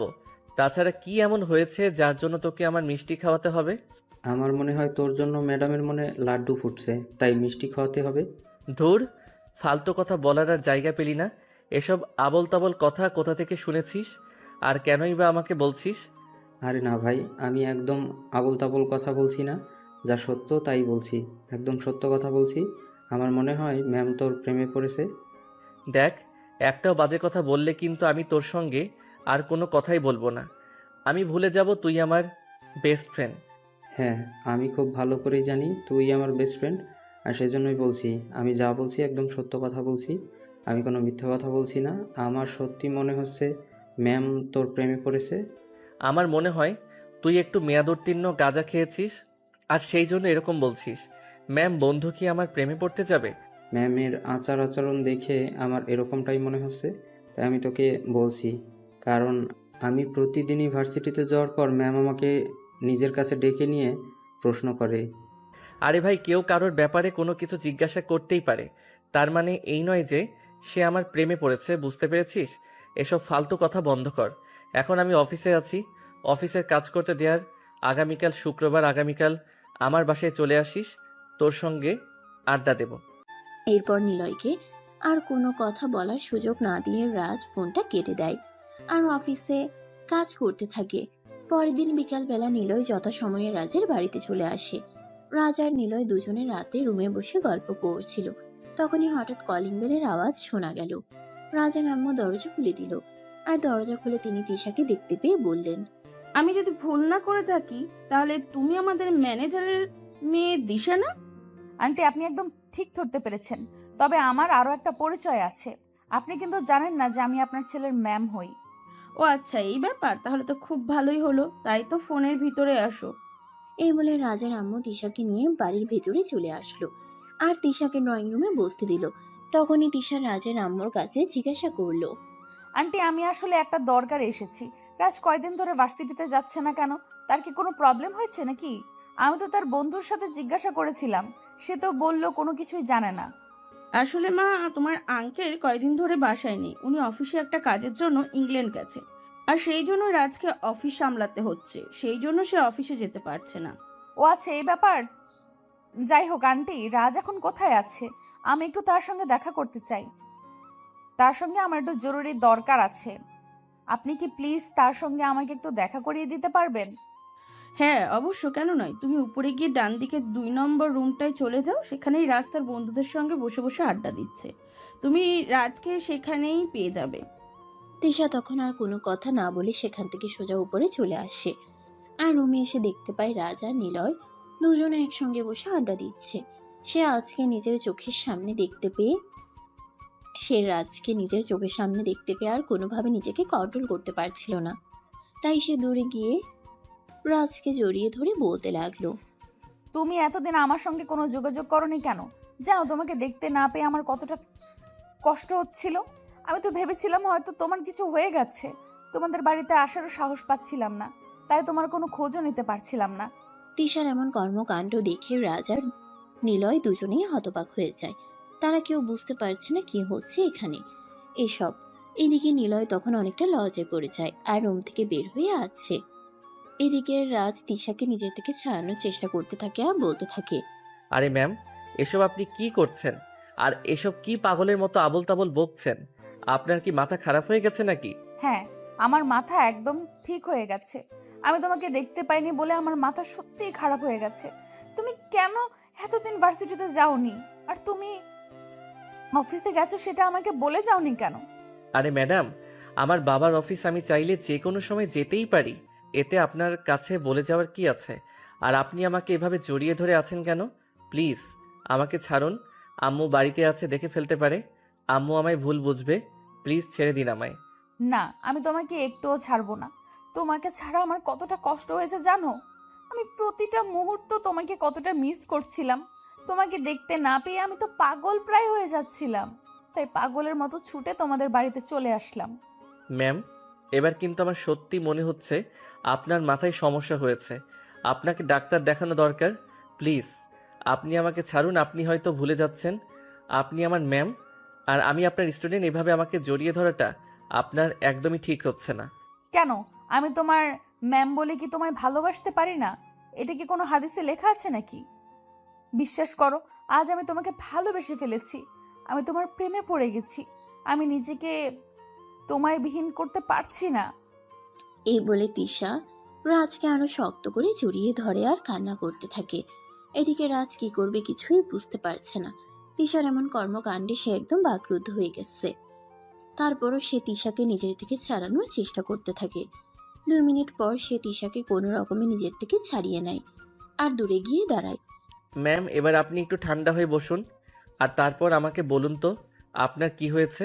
আমি তোমায় ভালোবেসে ফেলেছি। এসব পাগলামো বন্ধ করুন আর কাজের কথা বলুন। আপনি এখানে কেন এসেছেন? আমি একদম পাগলামো করছি না। আমি সত্যিই তোমায় ভালোবেসে ফেলেছি। জানি না কিভাবে আমি তোমার প্রেমে পড়ে গেলাম আর তোমায় এতটা ভালোবেসে ফেললাম। তোমাকে ছাড়া আমি আমার জীবনটা কল্পনাও করতে পারছি না। প্লিজ তুমি আমার ভালোবাসা একসেপ্ট করো। আমাকে অবহেলা করো না। আমি তোমার ছাড়া থাকতে পারছি না। খুব কষ্ট হচ্ছে আমার। এদিকে এইসব কথাবার্তা রুমের বাইরে দাঁড়িয়ে দাঁড়িয়ে নিলয় শুনছিল। আর এদিকে রাজ তখনই নিলয়কে রুমে ডেকে নেয় আর বলতে লাগে, ভাই শোন, টাকা যা লাগে সব আমি দিচ্ছি।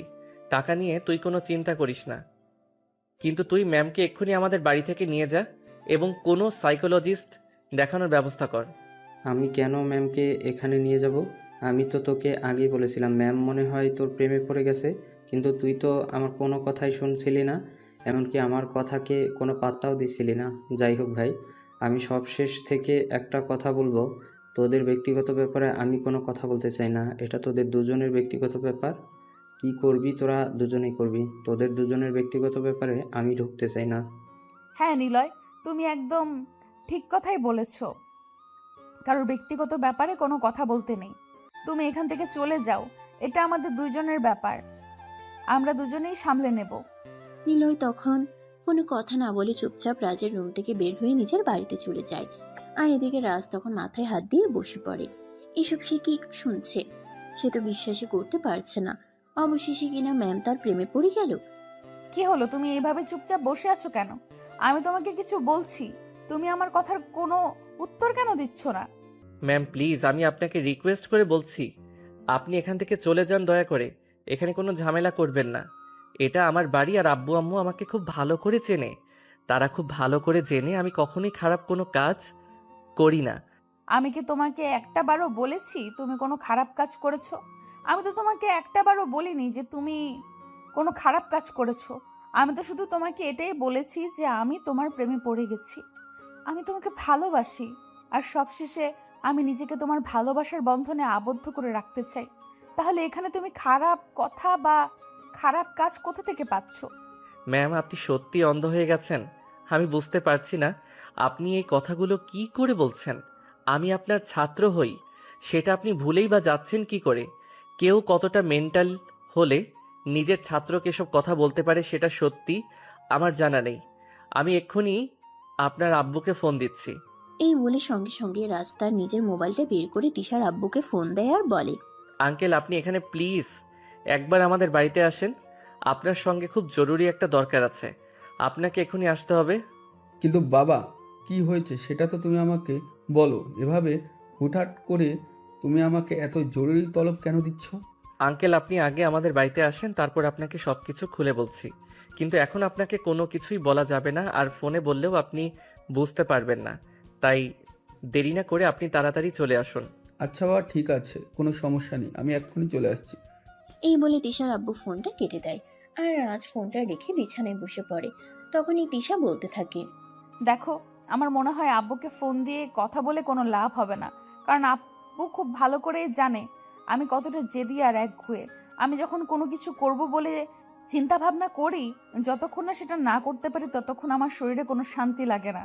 আর এখন যখন প্রেম ভালোবাসার মতো বিষয়গুলোতে নিজেকে ইনভলভ করে ফেলেছি, তখন তো মনে হয় আমি কোনোভাবেই নিজেকে সেখান থেকে সরিয়ে আনতে পারবো না। তাই তুমি যাই কিছু করো না কেন, তাতে আমার মনে হয় কোনো লাভ হবে না। তখনই তিশার কথায় রাজ কোনো উত্তর দিল না। সে চুপচাপ বসে রইল। তিশার আব্বুর অপেক্ষা করতে লাগলো। প্রায় আধা ঘন্টা পর তার আব্বু সেখানে এসে উপস্থিত হয় আর রাজকে দেখে তিনি বলতেই থাকেন, কি ব্যাপার বাবা, কি হয়েছে? তুমি এভাবে তাড়াহুড়ো করে আমাকে তোমাদের বাড়িতে ডাকলে কেন? আঙ্কেল এই যে দেখুন, আপনার মেয়ে আমার বাড়িতে আসে কেন এসেছে সেটা আপনি তার কাছে জিজ্ঞাসা করুন। আর এই জন্যই আমি আপনাকে ডেকে পাঠিয়েছি। কি ব্যাপার তৃষা, তুমি এখানে কেন? আমার জানা মতে তোমার তো এখানে কোনো দরকার নেই, তাহলে কেন এসেছো?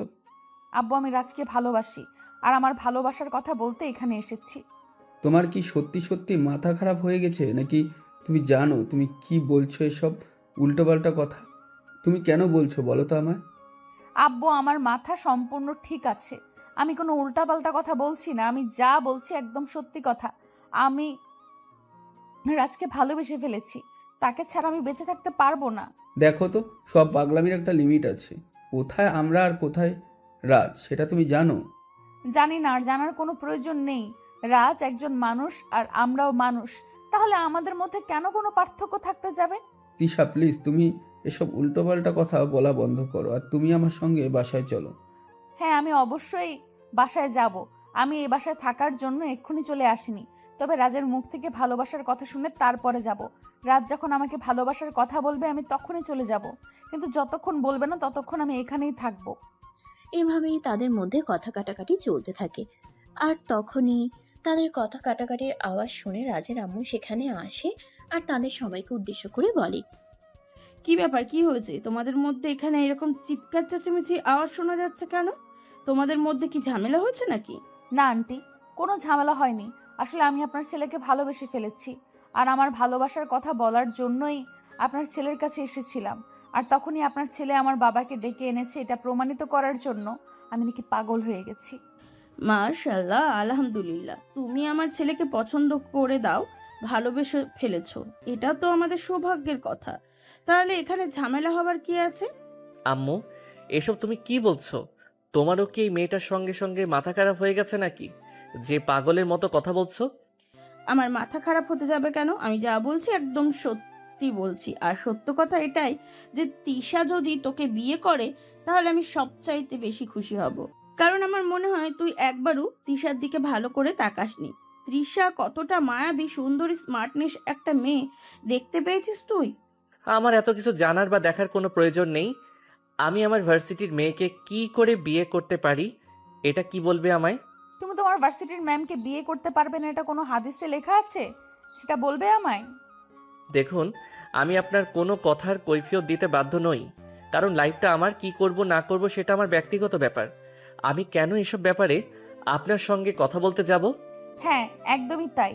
আমার লাইফে আমি কি করব না করব সেটাও তো আমার ব্যক্তিগত ব্যাপার। আমার ব্যাপারে কেন অন্য মানুষ নাক গলাবে? আমি তোমায় ভালোবাসি, বিয়ে করতে চাই, এটাই আমার শেষ কথা। এরপর আমি কোনো কথা শুনতে চাই না। কোনো চিন্তা করো না মা, তুমি একদম নিশ্চিন্তে থাকতে পারো। তোমার ভালোবাসার মানুষ কখনোই তোমাকে ছেড়ে যাবে না, আর কখনো তোমাকে ছেড়ে যাওয়ার কথা বলতেও পারবে না তোমার আঙ্কেল বাড়িতে আসুক, আমি তোমার আঙ্কেলের সাথে কথা বলে তোমাকে পার্মানেন্টলি এই বাড়িতে বউ করে নিয়ে আসার ব্যবস্থা করছি। কথাটা শোনা মাত্রই তিশা দৌড়ে গিয়ে রাজের আম্মুকে সালাম করে। আর এদিকে রাজ নিজের কপালে হাত দিয়ে বসে পড়ে। তার আম্মু এসব কি বলছে সে তো বিশ্বাসই করতে পারছে না। এটা তার নিজের আম্মু তো, যে কিনা ভার্সিটির ম্যামের সঙ্গে তার ছেলের বিয়ের কথা বলছে। এগুলো বিশ্বাস করার মতো কথা নয়। তাই রাজ তার আম্মুকে বলতে থাকে, আম্মু প্লিজ, এসব ফালতু কথা বন্ধ করো। একটা মেয়েকে শুধু শুধু আশ্বাস দিও না। আশ্বাস দিয়ে সেটা যদি না রাখতে পারো তাহলে কিন্তু এটা ভালো হয় না। তোকে কে বলেছে আমি আশ্বাস দিয়ে রাখতে পারবো না? আমি আশ্বাস রাখতে পারবো বলেই তো কথা দিয়েছি। তৃষা, তুমি আমার সঙ্গে চলো। এই বলে রাজের আম্মু তিশাকে নিয়ে নিজের রুমে চলে আসে। আর তিশাকে নিজের বিছানার উপর বসিয়ে আলমারি থেকে গহনার বক্সটা নিয়ে আসে। তারপর ওখান থেকে একজোড়া হাতের বালা বের করে আর ওগুলো তিশার হাতে পরিয়ে দেয়। দেখো, এগুলো আমাদের বংশের ঐতিহ্য। আমার শাশুড়িকে আমার দাদি শাশুড়ি দিয়েছিলেন, আর তারপর আমার শাশুড়ি আমাকে দিয়েছিলেন, আর এখন দিলে তো তুমি আমার একমাত্র পুত্রবধূ খেতে চলে এসো। তাই এগুলো এখন থেকে তোমাকে তোমার ছেলের জন্য বুকিং করে রাখলাম। আপনি সত্যি বলছেন তো আম্মু? আমি কি আমার ভালোবাসাকে পাবো? হ্যাঁ, তুমি অবশ্যই পাবে। তুমি কোনো চিন্তা করো না, তুমি নিশ্চিত মনে বাড়িতে ফিরে যাও। তোমার আঙ্কেল বাড়িতে এসে আমি তোমার আঙ্কেলকে নিয়ে তোমাদের বাড়িতে যাব, আর তারপর বিশাল আয়োজন করে ধুমধাম করে তোমাদের বিয়ের ব্যবস্থা করব। এই বলে রাজের আম্মু তিশাকে নিয়ে ড্রয়িং রুমে আসে। অপরদিকে রাজ আর তিশার আব্বু আগে থেকেই ড্রয়িং রুমে বসেছিল। তিশার হাতে বালাজোড়া দেখে রাজ বলল, কি ব্যাপার আম্মু, দাদুর দেওয়া বালাজোড়া ম্যামের হাতে কেন? তিশা এই বাড়ির বউ হতে চলেছে, তাই। মাথা খারাপ হয়ে গেছে তাই এসব পাগলের মতো কথা বলছো? তা না হলে এসব পাগলের মতো কথাবার্তা বলতে পারতে না। তাহলে সুস্থ মানুষের মতো সুস্থ মস্তিষ্কে কথা বলতে। সে তোর যা ভালো মনে হয় তুই তাই মনে করতে পারিস, তাতে আমার কিছু যায় আসে না। যেটা সত্য কথা আমি সেটাই তোকে বলেছি। এখন তুই যদি সেই কথা বিশ্বাস করতে না পারিস তাহলে তো আমার কিছু করারই নেই, আর মেনে নিতে না পারলে আমার কিছু করারই নেই। হ্যাঁ ভাবি, রাজ একদম ঠিক কথাই বলেছে। তিশার এসব পাগলামি প্রশ্রয় দেওয়া আপনাদের একদমই উচিত হয়নি। মেয়েটা আমার ছোটবেলা থেকে এরকমই, তাই বলে সে যা চাইবে তাই যে দিতে হবে এরকমটা তো কোনো কথা নেই। রাজ আপনাদের একমাত্র ছেলে, তার ব্যাপারে সিদ্ধান্ত নেওয়ার জন্য আপনাকে একটু হলেও চিন্তাভাবনা করা উচিত ছিল। এভাবে সিদ্ধান্ত নেওয়াটা কিন্তু একদমই উচিত হয়নি। আপনি কোনো চিন্তা করবেন না ভাইজান, রাজের আব্বু বাড়িতে আসলে আমি রাজের আব্বুর সঙ্গে কথা বলে তারপর তিশাকে এই বাড়িতে নিয়ে আসার ব্যবস্থা করছি। তিশাকে আমার আগে থেকেই পছন্দ ছিল, তাই এখন তিশা যখন নিজের থেকেই এই ব্যাপারে কথা বলেছে আমি আর কোনো রিস্ক নিতে চাই না। এই কথা শুনে রাজ রাগে নিজের রুমে চলে যায়। আর এদিকে তিশা তার বাবাকে নিয়ে বাসায় চলে আসে। এরপর চলে গেল আরো 4-5 দিন সময়। ইতিমধ্যে রাজের আব্বু বাড়িতে চলে এসেছে। রাতের বেলা যখন রাজের আব্বু ঘুমাতে যাবে তখনই রাজের আম্মু সেখানে আসে আর রাজের আব্বুকে উদ্দেশ্য করে বলে, আমি তোমার ছেলের জন্য বিয়ের সম্বন্ধ করেছি, আশা করি এতে তোমার সম্মতি পাবো। এসব তুমি কি বলছো রাজ? আমাদের ছেলে সেটা ঠিক আছে, কিন্তু তাই বলে আমাদের সবাই মিলে দেখাশোনা করে তারপরে তার বিয়ের সম্বন্ধ করা উচিত ছিল। কিন্তু একা একা বিয়ের সম্বন্ধ ঠিক করে নিলে কি করে? দেখো, আমি এরকম কিছু করিনি যেটা তোমাদের পছন্দ হবে না। আমি তোমাদের পরিচিত একটা মেয়েকেই রাজের পাত্রী হিসেবে পছন্দ করেছি, আশা করি ওই মেয়েটাকে তোমারও পছন্দ হবে। কি বলছো তুমি? তুমি যে মেয়েটাকে পছন্দ করেছো সেই মেয়েটা আমার পরিচিত? আচ্ছা ঠিক আছে, বলো তো মেয়েটাকে। মেয়েটা অন্য কেউ নেই, মেয়েটা তোমার অফিসের ম্যানেজারের মেয়ে। মেয়েটাকে আমি প্রথম দেখেছিলাম সেদিনই আমার পছন্দ হয়েছিল, কিন্তু কোনো কথা বলতে পারিনি। এখন দেখলাম মেয়েটা নিজেই তোমার ছেলেকে পছন্দ করে, তাই আমি মেয়েটাকে কথা দিয়েছি তাকে এই বাড়ির বউ বানিয়ে আনবো। এবার তুমি আমাকে এটা বলো যে এই বিয়ের ব্যাপারে তোমার কি মতামত? তুমি তো খুব ভালো করেই জানো আমি কখনো তোমার মতামতের বিরুদ্ধে যাই না। আমি সব সময় তোমার মতামতকে গুরুত্ব দিই এবং তোমার মতামতকে যথেষ্ট সম্মান প্রদর্শন করি। তাই তুমি যেটা ভালো মনে করো সেটাই করো, এ ব্যাপারে আমি তোমাকে কিছুই বলবো না। আচ্ছা ঠিক আছে, কোনো সমস্যা নেই। তাহলে একটা কাজ করো, তুমি কালকেই একবার আমার সঙ্গে তিশাদের বাড়িতে চলো। আমরা তার আব্বুর সঙ্গে বসে সরাসরি কথা বলতে চাই। এর পরের দিন রাজের আব্বু আম্মু সকালবেলা ঘুম থেকে উঠেই রাজকে বলে, রাজা, তুমি তো জানোই তোমার মা তোমার বিয়ের সম্বন্ধ করছে, তাই আজ তুমি আমাদের সঙ্গে ওখানেই যাবে। আব্বু, আমি এটা কখনোই করতে পারবো না, কারণ উনি আমার ভার্সিটির মেয়ে। এটা করলে আমার মান সম্মান সব চলে যাবে। তাছাড়া এই মেয়ের মধ্যে কি এমন আছে যার জন্য এই মেয়েকেই আমার বিয়ে করতে হবে? পৃথিবীতে কি মেয়ের অভাব পড়েছে নাকি? দেখো, তুমি একদম বেশি কথা বলবে না। আমরা যা করছি তোমার ভালোর জন্যই করছি। আমরা তোমার বাবা মা, আমরা কখনোই এমন কিছু করব না যেটা তোমার জন্য ক্ষতিকর হবে। তাই বেশি কথা বলতে এসো না, বুঝলে? কিন্তু আব্বু, দেখো, তুমি এইটুকু বড় হয়েছো, এ পর্যন্ত তুমি আমাদের কাছে যা কিছু চেয়েছো সব কিছু তোমার চোখের সামনে এনে হাজির করেছি। ইনফ্যাক্ট তুমি কোনো কিছু চাওয়ার আগেই সেটা তোমার সামনে এনে দিয়েছি। তবে তোমার কাছে এইটুকু আবদার করছি, তুমি কেন এইটুকু আবদার রাখতে পারবে না? আব্বু, তাই বলে আমি আমার ভার্সিটির ম্যামকে বিয়ে করব? তাতে কি হয়েছে? তুমি অনার্স ফাইনাল ইয়ারে পড়াশোনা করছো, আর কয়দিনই তো আছো ওই ভার্সিটিতে। তারপরেই তো পরীক্ষা শেষ হলে তুমি ওখান থেকে বের হয়ে চলে আসবে, আর কখনোই ওখানে যাওয়া হবে না। তাহলে তিশাকে বিয়ে করতে তোমার সমস্যাটা কোথায়? আচ্ছা আব্বু, ঠিক আছে। তুমি তো আমার জীবনের কোনো আশাই পূর্ণ রাখোনি, এখন তো আর তোমার বিরুদ্ধে গিয়ে কথাও বলতে পারি না। যাই হোক, তুমি যেটা ভালো মনে করো। এই তো ভালো ছেলের মতন কথা। আচ্ছা ঠিক আছে, তুমি তাহলে বিকেলবেলা রেডি হয়ে থেকো, আমরা বিকেলে যাব। এরপর সেদিন বিকেলবেলায় রাজের আব্বু আম্মু সবাই তিশাদের বাড়িতে যায়। তিশাদের বাড়িতে আগে থেকেই জানতো রাজ তার ফ্যামিলি নিয়ে আসছে, তাই সকাল থেকেই তিশা তাদের জন্য রান্নাবান্নার আয়োজন করে আর সারাটা বাড়ি সুন্দর করে গুছিয়ে রাখে। রাজ আর তার ফ্যামিলির সবাই যখন তিশাদের বাড়িতে গিয়ে পৌঁছায় তখন আনুমানিক বিকেল 3টার মতো হবে বাজে। সবাই মিলে ড্রয়িং রুমে বসে গল্প করছিল।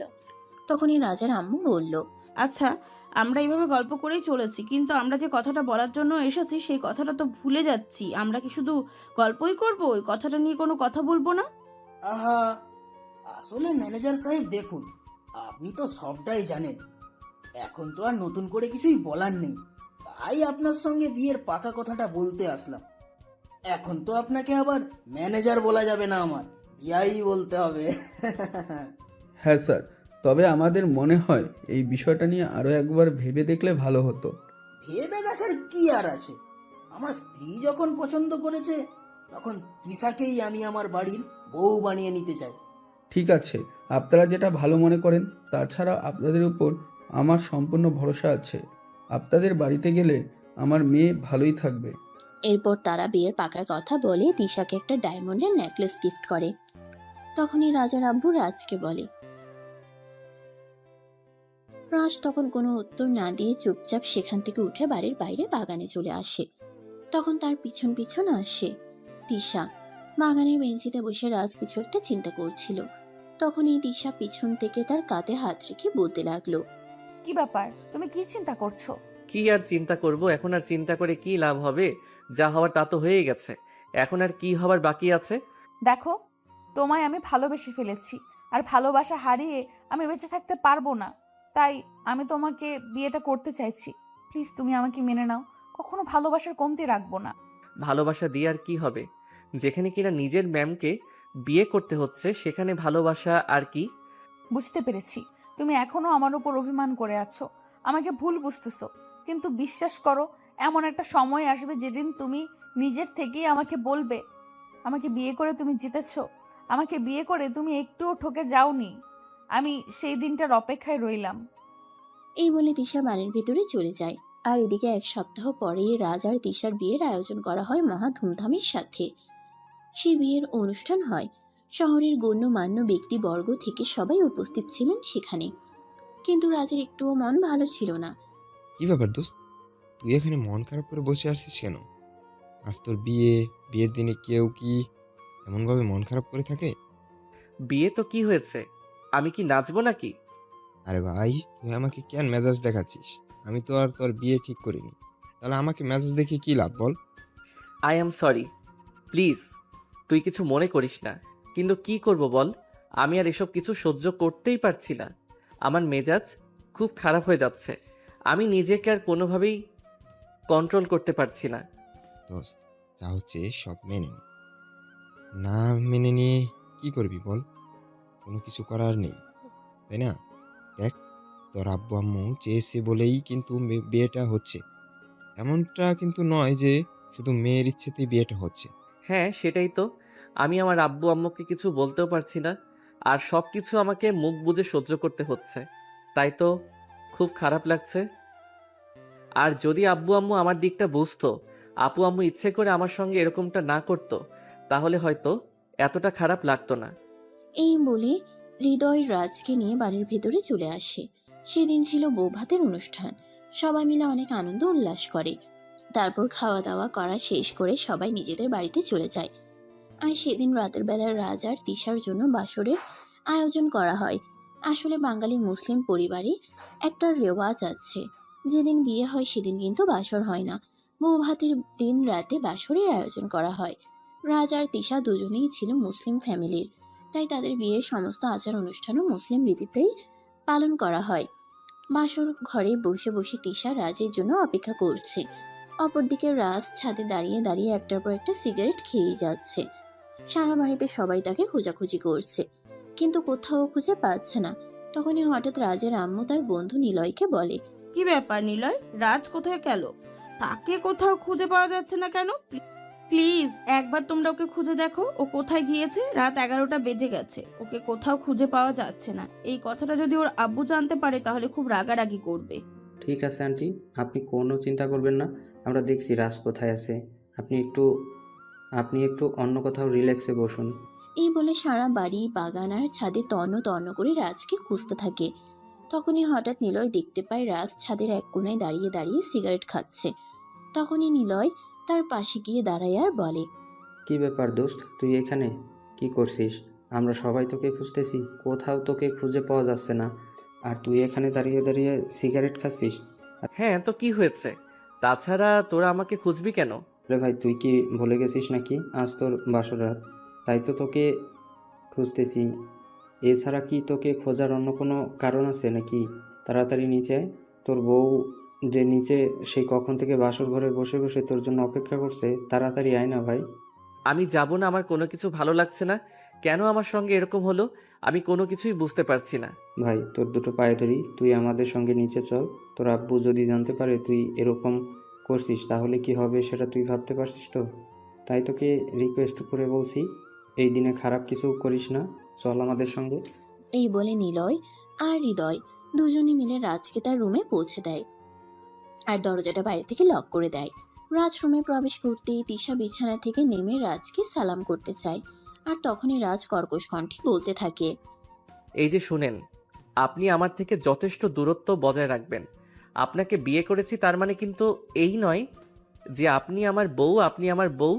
তবে সেটা শুধুমাত্র কাগজে কলমেই থাকবেন, অধিকার ফলাতে কখনোই আসবেন না। তুমি এসব কি বলছো রাজ? তোমার কি মাথা খারাপ হয়ে গেছে নাকি? আমি তোমার বিয়ে করা বউ, গতকালকেই তোমার সঙ্গে আমার বিয়ে হয়েছে, আর আজ আমাদের বাসর। এখন তুমি এগুলো কি বলছো? আমি যা বলছি একদম সত্য কথা বলছি, আমি কোনো ভুল কথা বলছি না। শেষবারের মতো আপনাকে বলে দিচ্ছি, আমার কাছে কখনোই স্বামীর অধিকার চাইতে আসবেন না। শুধু আমি আমার আব্বু আম্মুর জন্যই আপনাকে বিয়ে করেছি, তা না হলে আপনার মতো মেয়েকে আমি কখনোই বিয়ে করতাম না। কেন বিয়ে করতে না? কিসের কমতি আছে আমার? আমি কি দেখতে অসুন্দর, অশিক্ষিত, গাইয়া, আনকালচার্ড? আমি জানি না, আমি কোনো কিছু জানতেও চাই না। আর আপনার প্রশ্নের উত্তর দেওয়ার কোনো ইচ্ছা আমার নেই। চুপচাপ বিছানায় শুয়ে ঘুমিয়ে পড়ুন। আর আমি বেলকনিতে গিয়ে ঘুমাচ্ছি। আপনার সঙ্গে এক রুমে আমি কোনোভাবেই থাকবো না। দেখো, তুমি যেরকমটা ভাবছো সেরকমটা একটুও হবে না। কারণ আমি তোমায় ভালোবেসে বিয়ে করেছি। স্ত্রীর অধিকার পাওয়ার জন্যই আমি তোমায় এমনি এমনি বিয়ে করিনি। আর বিয়ে যখন হয়েই গেছে, এখন তুমি কোনো কথা বললেও আমি সেটা শুনবো না। কেন শুনবেন না? আমি কি আপনাকে একবারও বলেছি যে আমি আপনাকে বিয়ে করব, আপনাকে আমার পছন্দ হয়, আপনাকে আমার বিয়ে করতে ইচ্ছা করে? তাহলে আপনি কেন আমার সঙ্গে এরকমটা করছেন? আপনি আমার ম্যাম, সেই পর্যন্তই ঠিক ছিলেন। কেন আপনি সে দেশে আমার সঙ্গে সম্পর্ক করতে আসলেন? আর আপনি যদি সেদিন আমাদের বাড়িতে না আসতেন, তাহলে তো আমার বাবা মা আপনার বাড়িতে বিয়ের প্রস্তাব নিয়ে যাওয়ার সাহসটাও পেত না। এখন আমি আপনাকে যেটা বলবো, আপনাকে সেটাই শুনতে হবে। ও তাই নাকি? একটা কথা ভালো করে বলে রাখি, তুমি শোনো। তুমি যদি আমার কথা না শোনো, তাহলে আমি কেন তোমার কথা শুনবো? আমি তোমার বিয়ে করা বউ, আমার অধিকার আছে তোমার থেকে আমার অধিকার আদায় করে নেওয়ার। এই যে শোনেন, আপনার সঙ্গে ফালতু কথা বলার কোনো ইচ্ছা আমার নেই। আমার প্রচণ্ড ঘুম পেয়েছে। তাছাড়া এই কয়দিনে আমার উপর প্রচণ্ড ধকল গেছে, তাই আমাকে ঘুমাতে হবে। দয়া করে বিরক্ত করবেন না। এই বলে রাজ তখনই আলমারি থেকে একটা বালিশ আর একটা চাদর নিয়ে ব্যালকনিতে চলে যেতে চায়। তখনই দিশা পিছন থেকে রাজের হাতটা ধরে ফেলে আর টান দিয়ে নিজের বুকের সঙ্গে মিশিয়ে নেয়। এটা দেখে রাজ বলতে থাকে, এসব কি করছেন আপনি? নির্লজ্জ বেহায়া মার্কা মেয়ে। আপনাকে তো যেদিন আমি প্রথম দেখেছিলাম, সেদিনই আমি বলেছিলাম আপনাকে হয়তো কোনো ছেলে বিয়ে করতে পারবে না। আর কোনো ছেলে বিয়ে করতেও চাইবে না, কারণ খোসা ছাড়া কলা কেউ খেতে চায় না। হ্যাঁ, তুমি একদম ঠিক কথাই বলেছো। তবে তুমি হয়তো এটা ভুলে গেছো, যেদিন থেকে তুমি আমাকে এই কথাটা বলেছো সেদিন থেকে আমি ওয়েস্টার্ন ড্রেস পরা একদম ছেড়ে দিয়েছি। এরপর থেকে আমি এসব বাঙালি পোশাক পরতেই অভ্যস্ত করেছি নিজেকে। তাতে কি হয়েছে? তাই বলেই কি এটা কোনো হাদিসে লেখা আছে যে আমার আপনাকে বিয়ে করতে হবে? এটা তো কোনো হাদিসে লেখা নেই। তাহলে আপনি কেন এসেছেন সেদে সেদে আমাকে বিয়ে করতে? কারণ তোমার কথা বলা, তোমার চালচলন সবকিছুই আমার ভালো লেগেছে। অবশেষে আমি তোমার প্রেমে পড়েছি। আর যখন একটা মানুষকে আমার মনটাই দিয়ে ফেলেছি, তখন সেই মানুষটার কাছ থেকে নিজেকে কিভাবে দূরে রাখবো? তাই তো আমি তোমার কাছে চলে এসেছি। কিন্তু আনফরচুনেটলি আমি আপনাকে অ্যাকসেপ্ট করতে পারছি না। এবার দয়া করে আমাকে নিজের বাহু বন্ধন থেকে ছেড়ে দিন, আমি ঘুমাবো। এই কথা বলে রাজ তিশার বাহু বন্ধন থেকে নিজেকে ছাড়ানোর চেষ্টা করে, কিন্তু তিশা তখন তাকে আরো শক্ত করে জড়িয়ে ধরে আর বলতে থাকে, বেবি, যতই ঘুড়ি উড়াও রাতে, নাটাই তো আমার হাতে। মানে আপনি কি বলতে চাইছেন বুঝতে পারলাম না। না বোঝার কি আছে? যেখানে তোমার ফ্যামিলির মানুষ আমাকে পছন্দ করে এবারের বউ বানিয়ে এনেছে, তুমি তাদের মুখের ওপর কিছু বলতে পারোনি, সেখানে তুমি আমায় ছেড়ে যাবে এটা ভাবলে কি করে? বিয়ে করেছি বলেই যে সংসার করতে হবে, আপনাকে স্ত্রীর অধিকার দিতে হবে, এরকমটা কাবিননামায় লেখা ছিল না, বুঝতে পেরেছেন? তাই বুঝি। ঠিক আছে, তোমাকে আমার অধিকার দিতে হবে না, আমি নিজেই আমার অধিকার আদায় করে নিতে পারবো। এই বলে তিশা তখনই সঙ্গে সঙ্গে রাজকে ধাক্কা দিয়ে বিছানার উপর ফেলে দেয়। রাজ তখন তিশার ধাক্কার তাল সামলাতে না পেরে বিছানার উপর তালমাতাল হয়ে পড়ে যায়। তারপর কোনো রকম নিজেকে সামলে নিয়ে বিছানা থেকে উঠতে চায়, কিন্তু তিশা তাকে সেই সুযোগটা না দিয়ে বিছানার সঙ্গে চেপে ধরে আর তার দুই ঠোঁট ইচ্ছে মতো কিস করতে থাকে। রাজ তখন নিজেকে ছাড়ানোর জন্য প্রাণপণ চেষ্টা করতে থাকে। 2 মিনিট পর তিশা রাজের ঠোঁট দুটোকে একটু ছেড়ে দেয় আর তখনই রাজ বলতে থাকে, নির্লজ্জ বেহায়া মেয়ে, আমার বুকের উপর থেকে সরুন, আমাকে যেতে দিন। স্বামীর কাছ থেকে অধিকার আদায় করে নেওয়া যদি নির্লজ্জতা বেহায়ের লক্ষণ হয়, তাহলে আমি সেটাই। আমি আমার স্বামীর ভালোবাসা আদায় করে নেবই। ছেড়ে দিন আমাকে। তোমাকে ছেড়ে দেওয়ার জন্য বিয়ে করেছি নাকি? তোমাকে বিয়ে করেছি ভালোবেসে, ভালোবাসায় ভালো থাকার জন্য। এই বলে তিশা আবারও রাজের ঠোঁটে নিজের ঠোঁট ডুবিয়ে দেয় আর রাজকে ইচ্ছে মতো কিস করতে থাকে। এভাবেই চলে প্রায় আধা ঘন্টা ধরে তাদের কিসিং পর্ব। রাজ নিজেকে ছাড়ানোর চেষ্টা করলেও সত্যি নিজেকে কোনোভাবেই সে মুক্ত করতে পারে না। আর অবশেষে ও তিশার সঙ্গে রেসপন্স করতে বাধ্য হয় আর দুজনে চলে যায় ভালোবাসার মহাসমুদ্রে। তাদের ভালোবাসার আদান প্রদান পর্ব শেষ হলে দুজন দুজনকে জড়িয়ে ধরে ঘুমিয়ে পড়ে। সকালবেলা তিশা ঘুম থেকে উঠে ফ্রেশ হতে চলে যায় আর রাজ এদিকে ঘুমাচ্ছিল। তিশা ফ্রেশ হয়ে এসে ড্রেসিং টেবিলের আয়নার সামনে নিজের চুল আঁচড়াচ্ছিল। তখনই এই প্রথমবার রাজ ভালোবাসার দৃষ্টি নিয়ে তিশার দিকে তাকায়। তখনই তার মনে হয় তার ঘরে যেন স্বর্গ থেকে এক অপ্সরী নেমে এসেছে। সে অপলক দৃষ্টিতে তিশার দিকে তাকিয়ে আছে। তিশা চুল আঁচড়ানো শেষ হলে সেটা খেয়াল করে। তখনই তিশা রাজকে উদ্দেশ্য করে বলতে থাকে, কি ব্যাপার, তুমি আমার দিকে এভাবে হা করে তাকিয়েছো কেন? মনে হয় জীবনে প্রথমবার আমাকে দেখছো। হ্যাঁ, ভালোবাসার দৃষ্টিতে তো এই প্রথমবার দেখছি তোমায়। ওরে বাবা, আমার লাভলু দেখছি ইতিমধ্যে আমাকে ভালোবেসে ফেলেছে। তা কি দেখে আপনি আমাকে ভালোবেসে ফেললেন বলেন তো শুনি। আমি যদি সত্যি কথা বলি তাহলে কি তুমি আমার কথা বিশ্বাস করবে? হ্যাঁ অবশ্যই, তুমি সত্যি কথা বললে আমি কেন বিশ্বাস করব না? আমি তোমার কথা বিশ্বাস করতে বাধ্য। আমি তোমার মায়াবী চেহারার প্রেমে পড়ে গেছি, বিশ্বাস করো। এই প্রথমবার আমি ভালো করে তোমার দিকে তাকালাম, আর আমি দেখতে পেলাম তুমি এতটাই সুন্দর যে মনে হয় আকাশ থেকে কোনো পরী আমার ঘরে নেমে এসেছে, যার চোখের দিকে তাকিয়ে আমি আমার পুরোটা জীবন পার করে দিতে পারবো। পাম দেওয়ার আর জায়গা পেলে না, যেখানে আমায় সহ্য করতে পারতে না, আর এখানে কিনা আমার প্রশংসা করছো। এটাও আমাকে বিশ্বাস করতে হবে? ঠিক আছে, তোমায় বিশ্বাস করতে হবে না। এই বলে রাজ মুখ ঘুরিয়ে বসে থাকে। তখনই তিশা সেখান থেকে রাজের কপালে আলতো করে একটা ভালোবাসার পরশ এঁকে দিয়ে বলতে থাকে, তাহলে বলো, ভালোবাসো আমায়? বলবো না? তুমি তো বললে আমি সত্য কথা বললে তুমি বিশ্বাস করো না, সেখানে তোমায় ভালোবাসবো কেন? তুমি না বাসলেও কি হবে, আমি তো তোমায় ভালোবাসি। I love you. I love you too. এই বলে রাজ তিশাকে টান দিয়ে নিজের বুকের সঙ্গে মিশিয়ে নেয় আর আলতো করে তিশার কপালে ছোট্ট একটা ভালোবাসার পরশ এঁকে দেয়। তারপর কানের কাছে মুখ রেখে বলতে থাকে, ভালোবেসে সারা জীবন আমার পাশে থাকবে তো? কখনো আমার হাত ছেড়ে অন্য কারো হাত ধরবে না তো? না মহারাজ, আপনার হাত ছেড়ে কখনো অন্য কারোর হাত ধরার দুঃসাহস দেখাবো না। খুব ভালোবাসি আপনাকে। আপনি ছাড়া আমার জীবনটা অর্থহীন। তাই তো সব কিছুর বিরুদ্ধে গিয়ে আপনাকে ভালোবাসার কথা বলেছি। আপনি ছাড়া আমার জীবন মরণ সমান। বলতে না বলতেই রাজ তিশার ঠোঁটে নিজের ঠোঁট ডুবিয়ে দেয়। আর তারপর চলতে থাকে তাদের ভালোবাসার আদান প্রদান পর্ব। তো ভিউয়ার্স, আমাদের আজকের গল্পটা এই পর্যন্তই ছিল। গল্পটা আপনাদের কাছে কেমন লেগেছে নিশ্চয়ই ছোট্ট একটা কমেন্টে জানাবেন। সবাই ভালো থাকবেন, সুস্থ থাকবেন। আবারও দেখা হবে নতুন কোনো ভালোবাসার গল্পে। সে পর্যন্ত সবাই অপেক্ষা করুন। আল্লাহ হাফেজ।